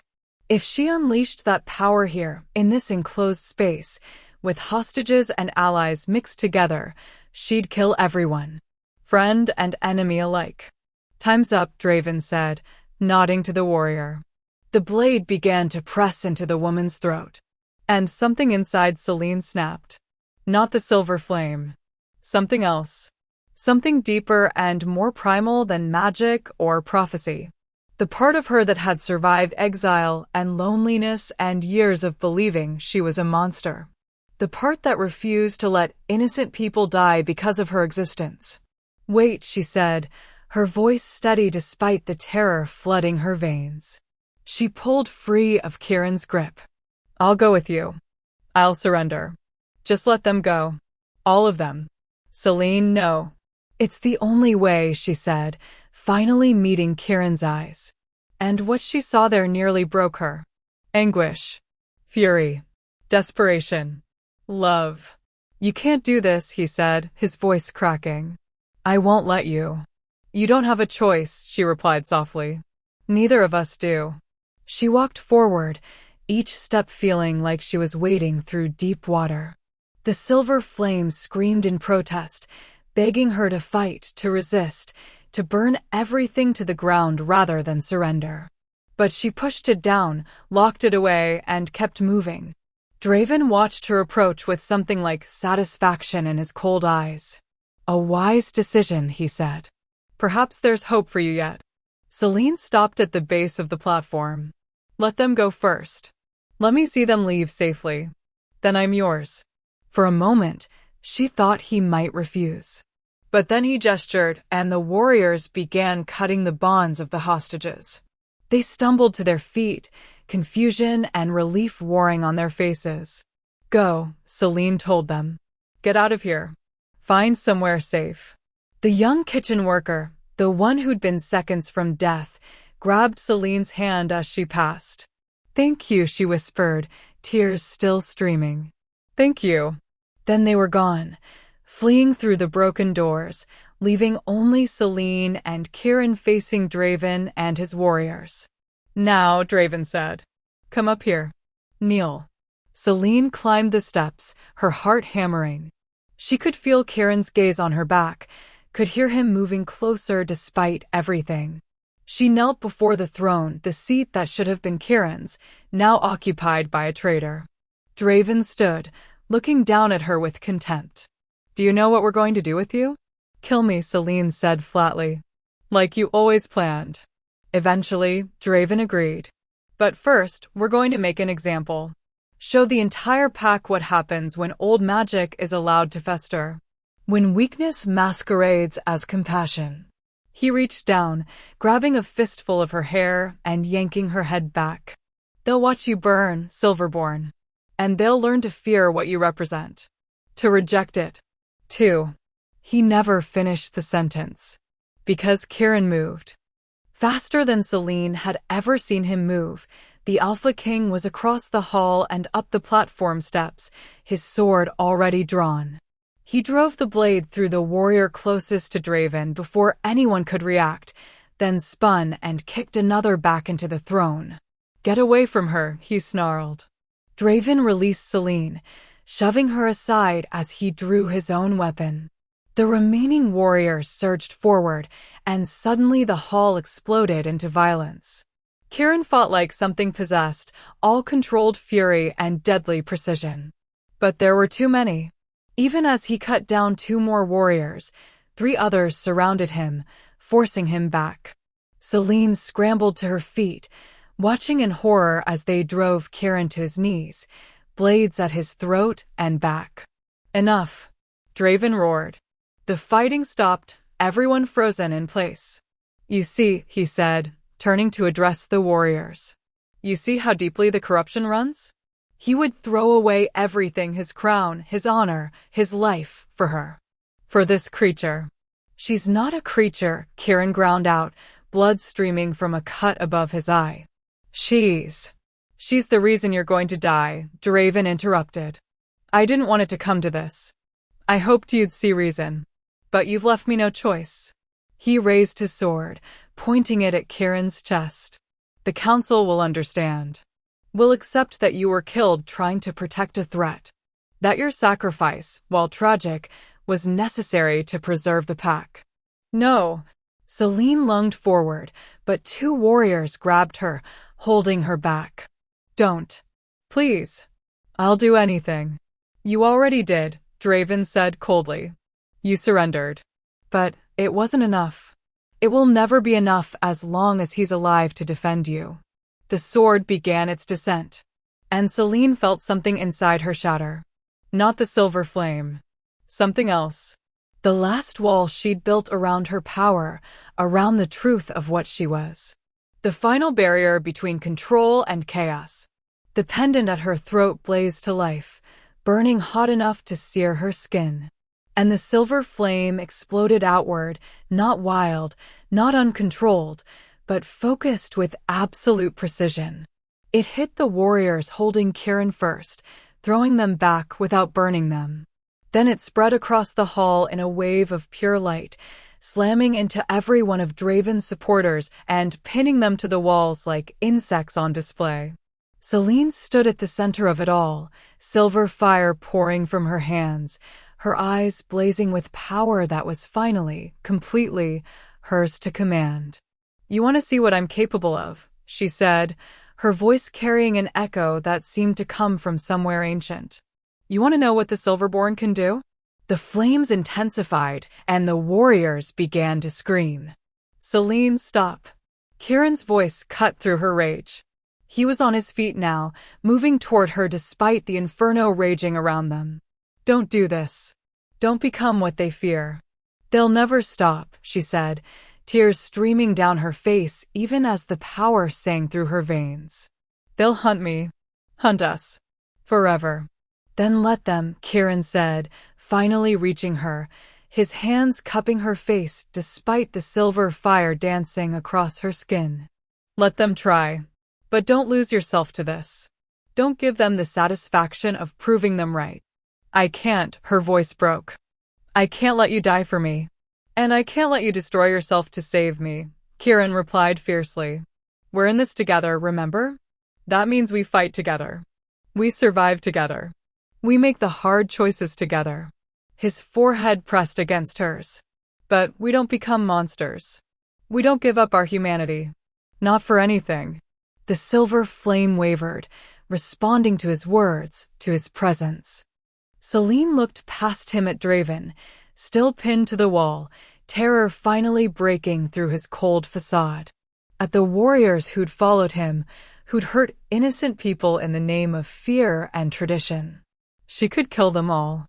Right now. End the threat permanently. But Kieran was right. That path led nowhere good. Led only to proving everything they'd said about her. Slowly, painfully, she pulled the power back, drew it into herself until only a faint glow remained around her hands. The warriors collapsed, gasping and shaking but alive. Draven staggered forward, his face pale. You should have killed us. Because I swear to you, this isn't over. I'll spend every day of my life making sure the pack knows what you are, what you'll become. And when they finally rise up against you, then they'll have to go through me, Kieran interrupted coldly. Guards. The doors burst open, and a flood of loyal warriors poured in, reinforcements Selene hadn't known were coming. They surrounded Draven and his followers, weapons drawn. Arrest them, Kieran commanded. All of them. Charges of treason, murder, attempted assassination of the Alpha King. They'll stand trial for what they've done. As the guards moved to comply, Draven locked eyes with Selene one last time. This isn't over, Silverborn, he said quietly. The prophecy speaks of a choice, salvation, or destruction. And you've just shown everyone which path you'll choose when pushed to the edge. Then he was gone, dragged away with his warriors, leaving Selene and Kieran standing in the ruined hall surrounded by blood and ash and the smoking remains of everything that had been. Kieran pulled her close, his arms wrapping around her like he could shield her from the world through sheer force of will. It's over, he murmured against her hair. It's finally over. But Selene knew better. She'd felt something when the silver flame had consumed her. Something ancient and vast stirring in the depths of her power. And it had whispered a truth she couldn't ignore. This was only the beginning. The trial lasted 3 days. Draven and his followers were sentenced to exile, stripped of their titles, their pack bonds severed, cast out into the territories beyond the borders. It was a mercy Selene hadn't expected Kieran to show, but he'd explained it with cold pragmatism. Dead, they become martyrs, he'd said, watching from the throne as the council delivered their verdict. Exiled, they become a warning. A reminder of what happens when ambition overtakes duty. But exile didn't mean the threat was gone. Reports came daily of dissent spreading through the outer settlements. Wolves who'd heard about the Silverborn. About the silver flame that had nearly consumed the Great Hall. About an Alpha King who'd chosen one woman over the safety of his pack. Fear was a poison, and it was spreading. Selene felt it every time she walked through the estate. The way conversations stopped when she passed. The way people averted their eyes, making signs of protection when they thought she wasn't looking. She'd gone from prisoner to protected guest, but in the minds of many, she was still a threat. Still something to be feared. On the 7th night after their return, Selene stood on the balcony outside Kieran's chambers, staring out at the distant forest. The moon was waning, its light pale and cold, and somewhere in that darkness, she knew enemies were gathering. Draven had been right about one thing. This wasn't over. You're thinking too loud, Kieran said from behind her. She turned to find him in the doorway, shirtless, his hair mussed from sleep he clearly hadn't been getting. Dark circles shadowed his eyes, and new lines had appeared at the corners of his mouth, the weight of leadership crushing down harder than ever. I'm thinking about leaving, Selene admitted quietly. Kieran went very still. What? It would solve everything, she continued, turning back to the forest. The pack fears me. They don't trust you because of me. If I just disappeared, went somewhere far from here, let you rebuild without me as a constant reminder of. No. The word was flat. Final. Kieran. I said no. He crossed the balcony in 3 strides, gripping her shoulders and turning her to face him. You don't get to sacrifice yourself to make other people comfortable with their fear. You don't get to run away because staying is hard. People died because of me, Selene said, her voice breaking. In the hall. In the fighting. Because Draven used me as an excuse to. Draven killed those people, Kieran interrupted fiercely. Not you. He made the choice to betray his pack. To murder innocents. That's on him, not you.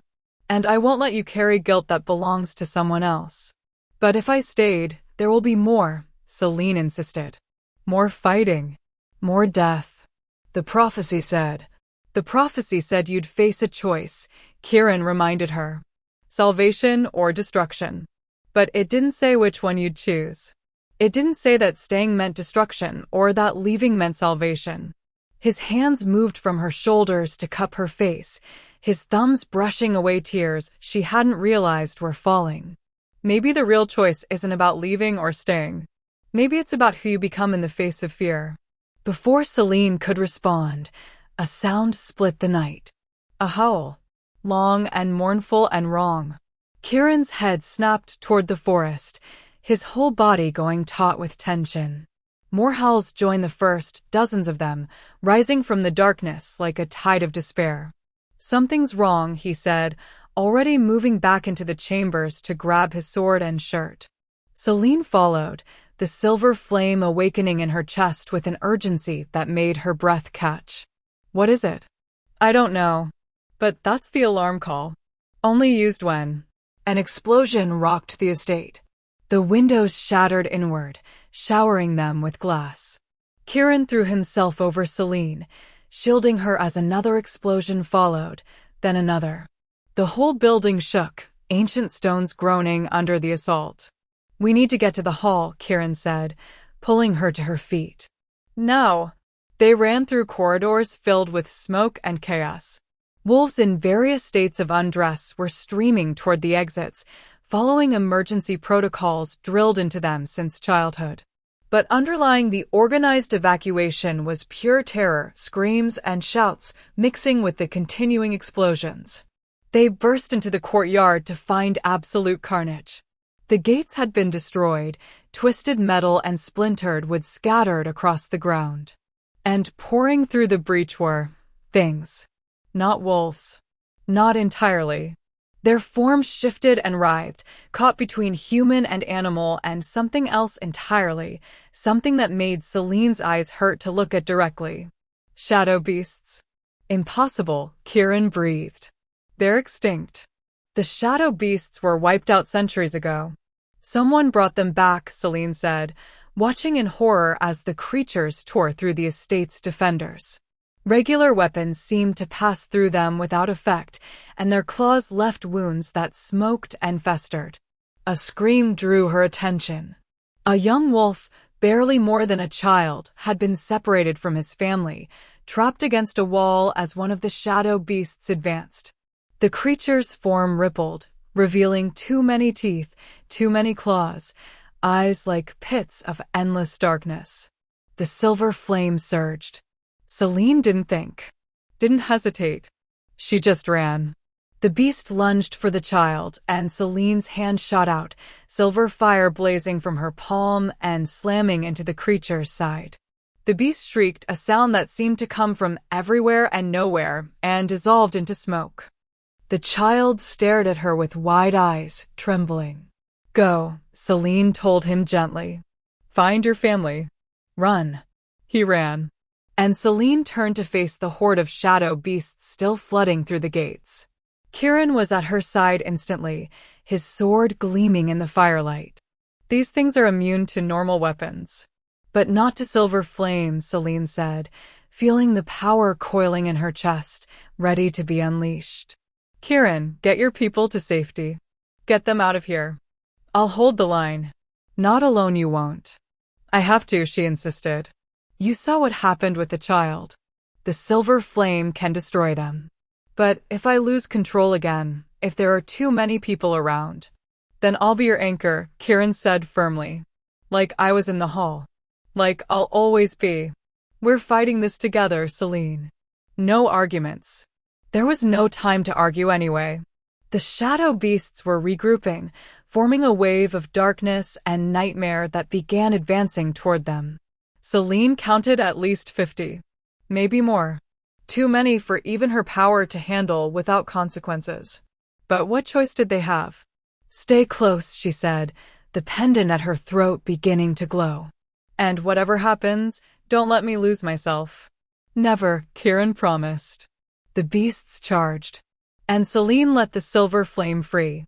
It erupted from her in a wall of light, meeting the tide of shadow with a sound like thunder. Where flame and darkness collided, reality itself seemed to tear, showing glimpses of something vast and terrible beyond the veil of the world. The beasts shrieked and burned, their forms dissolving under the assault. But more kept coming, pouring through the broken gates in an endless stream.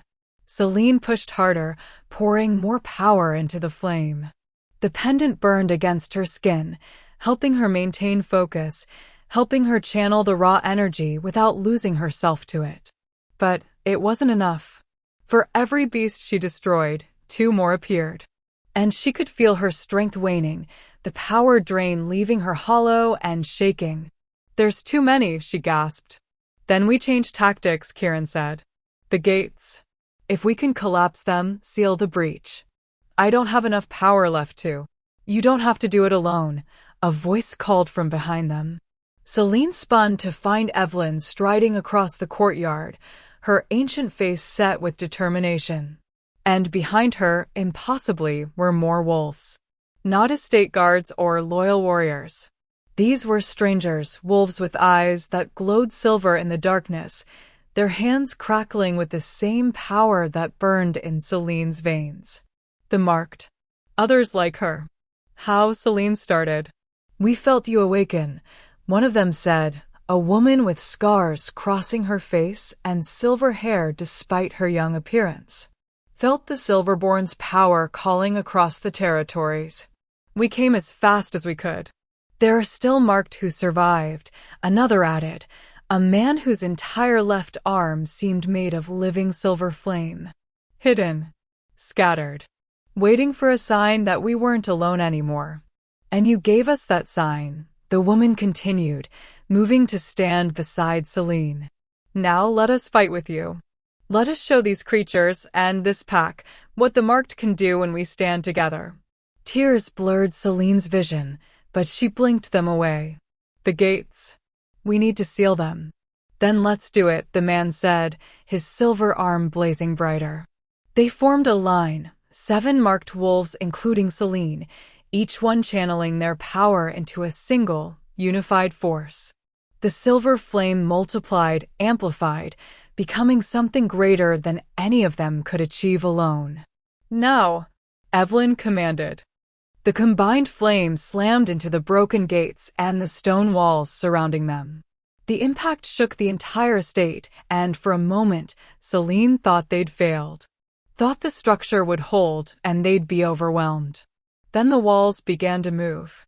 Stone grinding against stone, the gates collapsed inward, sealing the breach, crushing dozens of shadow beasts in the process. The remaining creatures on the inside of the walls found themselves trapped, cut off from whatever source had been spawning them. And the marked turned as one to face them. The battle that followed was brutal and swift. Working together, channeling their power in coordinated strikes, the marked tore through the remaining beasts until nothing remained but wisps of dissipating shadow. Silence fell over the courtyard. Selene collapsed to her knees, exhausted beyond anything she'd ever felt. Kieran was there immediately, supporting her, keeping her upright. Around them, the pack emerged from their hiding places. Wolves who'd witnessed everything. Who'd seen the marked fight not for conquest or control, but for protection. Who'd watched Selene and her newfound allies save lives instead of taking them. "Silverborn," someone whispered. The word spread through the crowd like wildfire. But this time, it wasn't spoken with fear. It was spoken with awe. The scarred woman offered Selene a hand, helping her to her feet. "That was well done. For someone newly awakened, your control is remarkable." "I had help," Selene said, looking at Kieran. At Evelyn. At the pendant still glowing faintly at her throat. "We all need help," the woman replied. "That's what we forgot. What the packs made us forget when they scattered us and hunted us down. That our power is meant to be shared. To protect. To preserve balance." She looked around at the gathered wolves. Maybe it's time they remembered that too. A figure pushed through the crowd.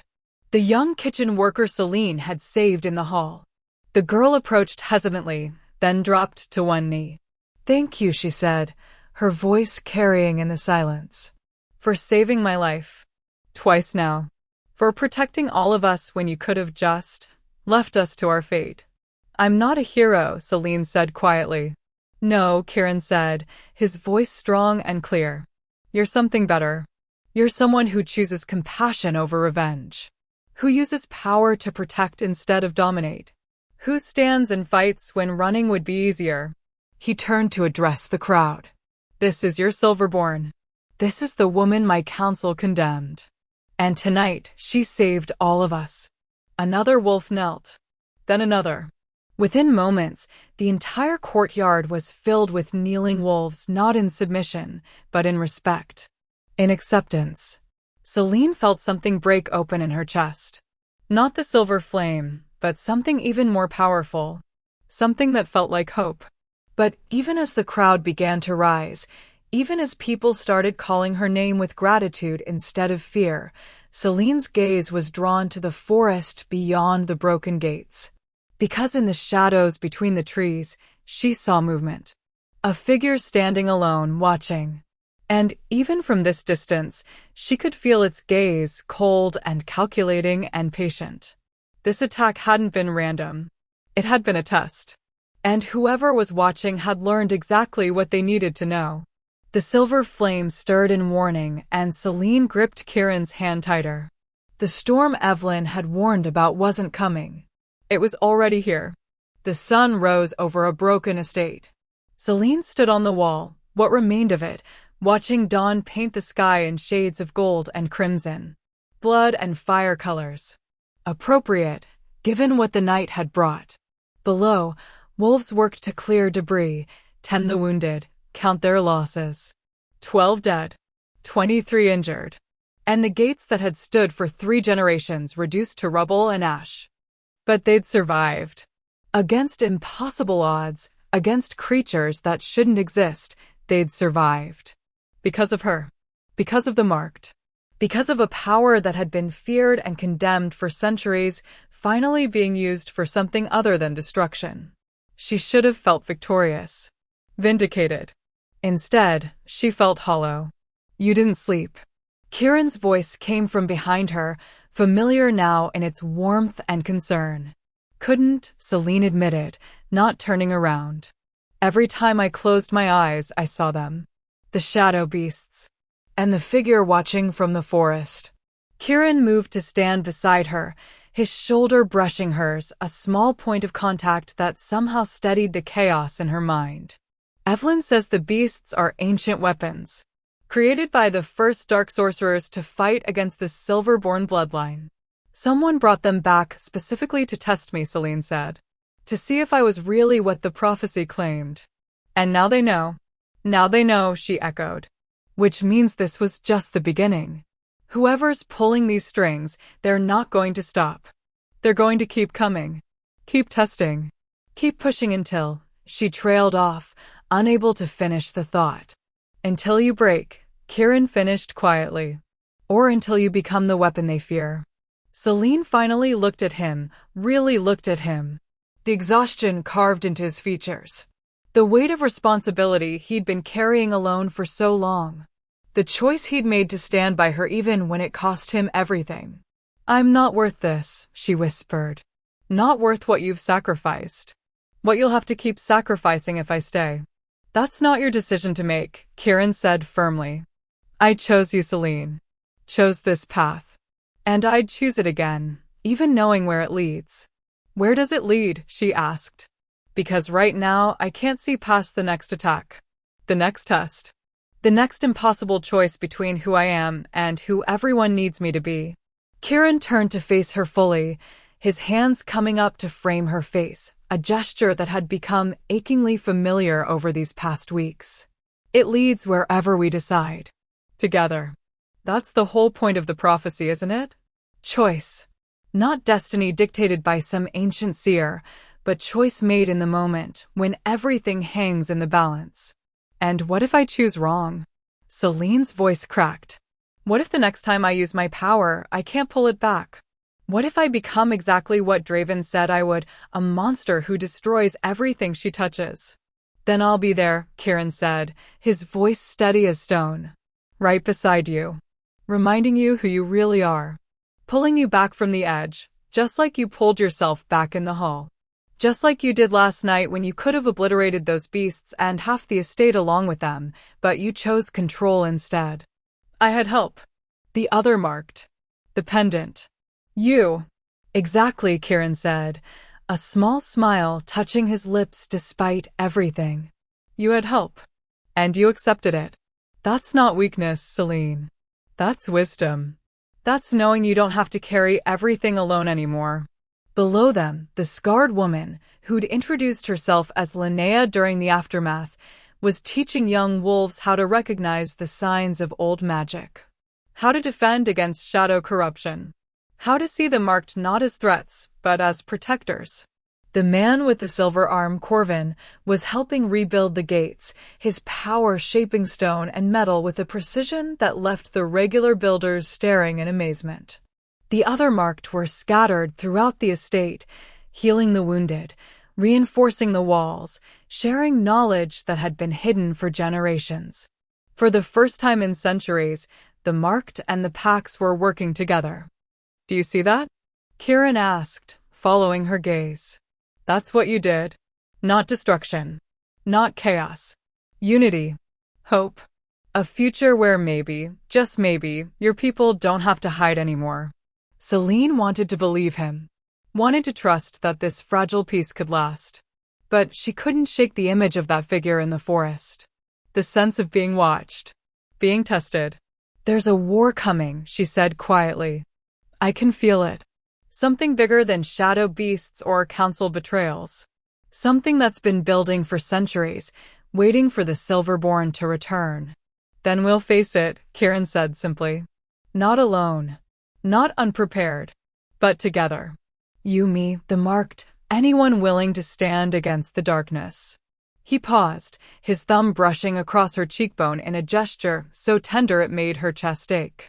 The prophecy said you'd face a choice, salvation, or destruction. But maybe it's not one moment. One decision. Maybe it's 1,000 small choices, made every day, about who you want to be and what you're willing to fight for. And who have I chosen to be? Celine asked, though she thought she already knew the answer. Someone who saves children from monsters, Kieran said. Someone who prays for people who condemned her. Someone who surrendered herself to save hostages. Someone who stands and fights instead of running, even when running would be easier. His forehead pressed against hers. Someone brave. Someone compassionate. Someone worthy of every sacrifice I've made and will continue to make. Tears slipped down Celine's cheeks, but this time they weren't born from despair. They were born from something that felt dangerously close to hope. I don't know if I can be what they need me to be, she admitted. What the prophecy needs me to be. Then don't be what they need, Kieran said. Be yourself. Be the woman who heard me dying on a battlefield and decided to save me anyway. Be the woman who learned to control power that terrifies her because people she cares about needed protecting. Be Celine. Not the Silverborn. Not the prophecy. Just you. And if that's not enough? Then it's not enough, Kieran said with a shrug. But at least you'll face whatever comes as yourself, not as some role someone else assigned you. At least you'll make your choices freely, knowing you stayed true to who you are. Celine looked out over the estate one more time. At the wolves working together. At the marked who'd found community after decades of isolation. At the broken gates that would be rebuilt stronger than before. At the future she'd been too afraid to imagine until Kieran had opened that cell door and offered his hand. I'm staying, she said finally. Whatever comes. Whatever war is building in the shadows. I'm staying. I'm fighting. I'm choosing this. Choosing what? Kieran asked, though his smile said he already knew. Choosing us, Celine said, turning to face him fully. Choosing hope over fear. Choosing to believe that maybe, just maybe, I can be both powerful and good. Both Silverborn and just. Celine. Kieran pulled her close, his arms wrapping around her like he could shield her from every threat the world might throw at them. And for this moment, in the golden light of dawn, Celine let herself believe he could. "So what happens now?" she asked against his chest.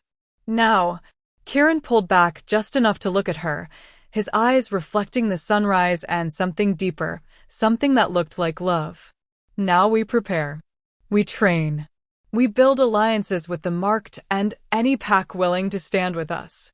We find out who's really behind these attacks and what they want." He paused. "And we show them that the Silverborn isn't some prophecy to be manipulated. She's a woman who makes her own choices. And she's chosen to fight back." From the forest, as if in response to his words, another howl rose, long and haunting and full of promise. Or warning. Celine felt the silver flame stir in recognition. Felt the pendant grow warm against her skin. Felt the weight of everything she'd become and everything she might still have to be settling across her shoulders like a mantle. But this time, she didn't crumble under it. This time, she stood tall. "Let them come," she said, her voice steady and sure. "Whoever's out there, whatever they're planning, let them come. Because I'm done running, done hiding, done apologizing for existing. That's my Silverborn," Kieran murmured, pride clear in his voice. "No," Celine corrected, a fierce smile touching her lips for the first time since the attack. "I'm not your Silverborn. I'm not anyone's weapon or tool or prophecy fulfillment." She looked at him, at this Alpha King who'd chosen her over everything, who'd stood beside her through impossible odds. "I'm just a woman with power I'm still learning to control. A woman who fell in love with someone foolish enough to open a cell door and offer hope when there should have been none." The words hung between them, that admission she'd been too afraid to voice until now. That truth that changed everything and nothing all at once. "Fell in love," Kieran repeated, his voice rough with emotion. "Past tense." "Present," Celine whispered. "Very present." He kissed her then, soft and fierce and full of promises neither of them could guarantee they'd keep. But they'd try. Gods, they'd try. When they finally broke apart, the sun had fully risen, washing the estate in warm light that made even the destruction look beautiful. Transformative. Like endings that were secretly beginnings. "So," Kieran said, his hand finding hers and threading their fingers together. "Ready to face whatever comes next?" Celine looked at their joined hands. At the silver flame dancing harmlessly across her palm, responding to her will instead of controlling her. At the pendant that marked her as Silverborn, but also as someone who'd chosen her own path. At the future spreading before them like uncharted territory, full of danger and possibility in equal measure. "Not even a little bit," she admitted with a laugh that was half sob. "But I'm doing it anyway. That's all anyone can ask," Kieran said. They stood together on that broken wall, watching the pack rebuild, watching the marked integrate, watching a world slowly transform from fear to something that might eventually become acceptance. And in the forest beyond, that figure watched too, calculating, planning, waiting for the next move in a game that had been centuries in the making. The prophecy had spoken of a choice. But what it hadn't said, what no prophecy could predict, was that Celine had already made it. Not in one grand moment of destiny, but in 1,000 small decisions. Every time she'd chosen compassion over bitterness. Every time she'd chosen to stand instead of run. Every time she'd chosen hope over despair. The question was never whether she'd save or destroy the world. The question was whether the world would let her save herself. Would you have chosen her? Standing in that courtyard, watching silver flame dance across her skin while shadow beasts screamed and died? Would you have knelt with the others? Offered your loyalty to a woman the world called monster? Or would you have feared her too? It's easy to say you'd be different. That you'd see past the power to the person underneath. That you'd understand her struggle, her pain, her desperate attempt to be good when everything inside her burned with the potential for destruction. But fear is a powerful thing. It makes us see threats in shadows. Makes us condemn what we don't understand. makes us choose safety over justice again and again until we forget what justice even looks like.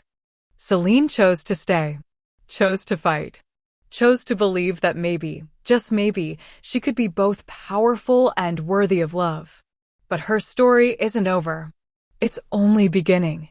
And the darkness she felt watching from the forest? It's still out there. Still planning.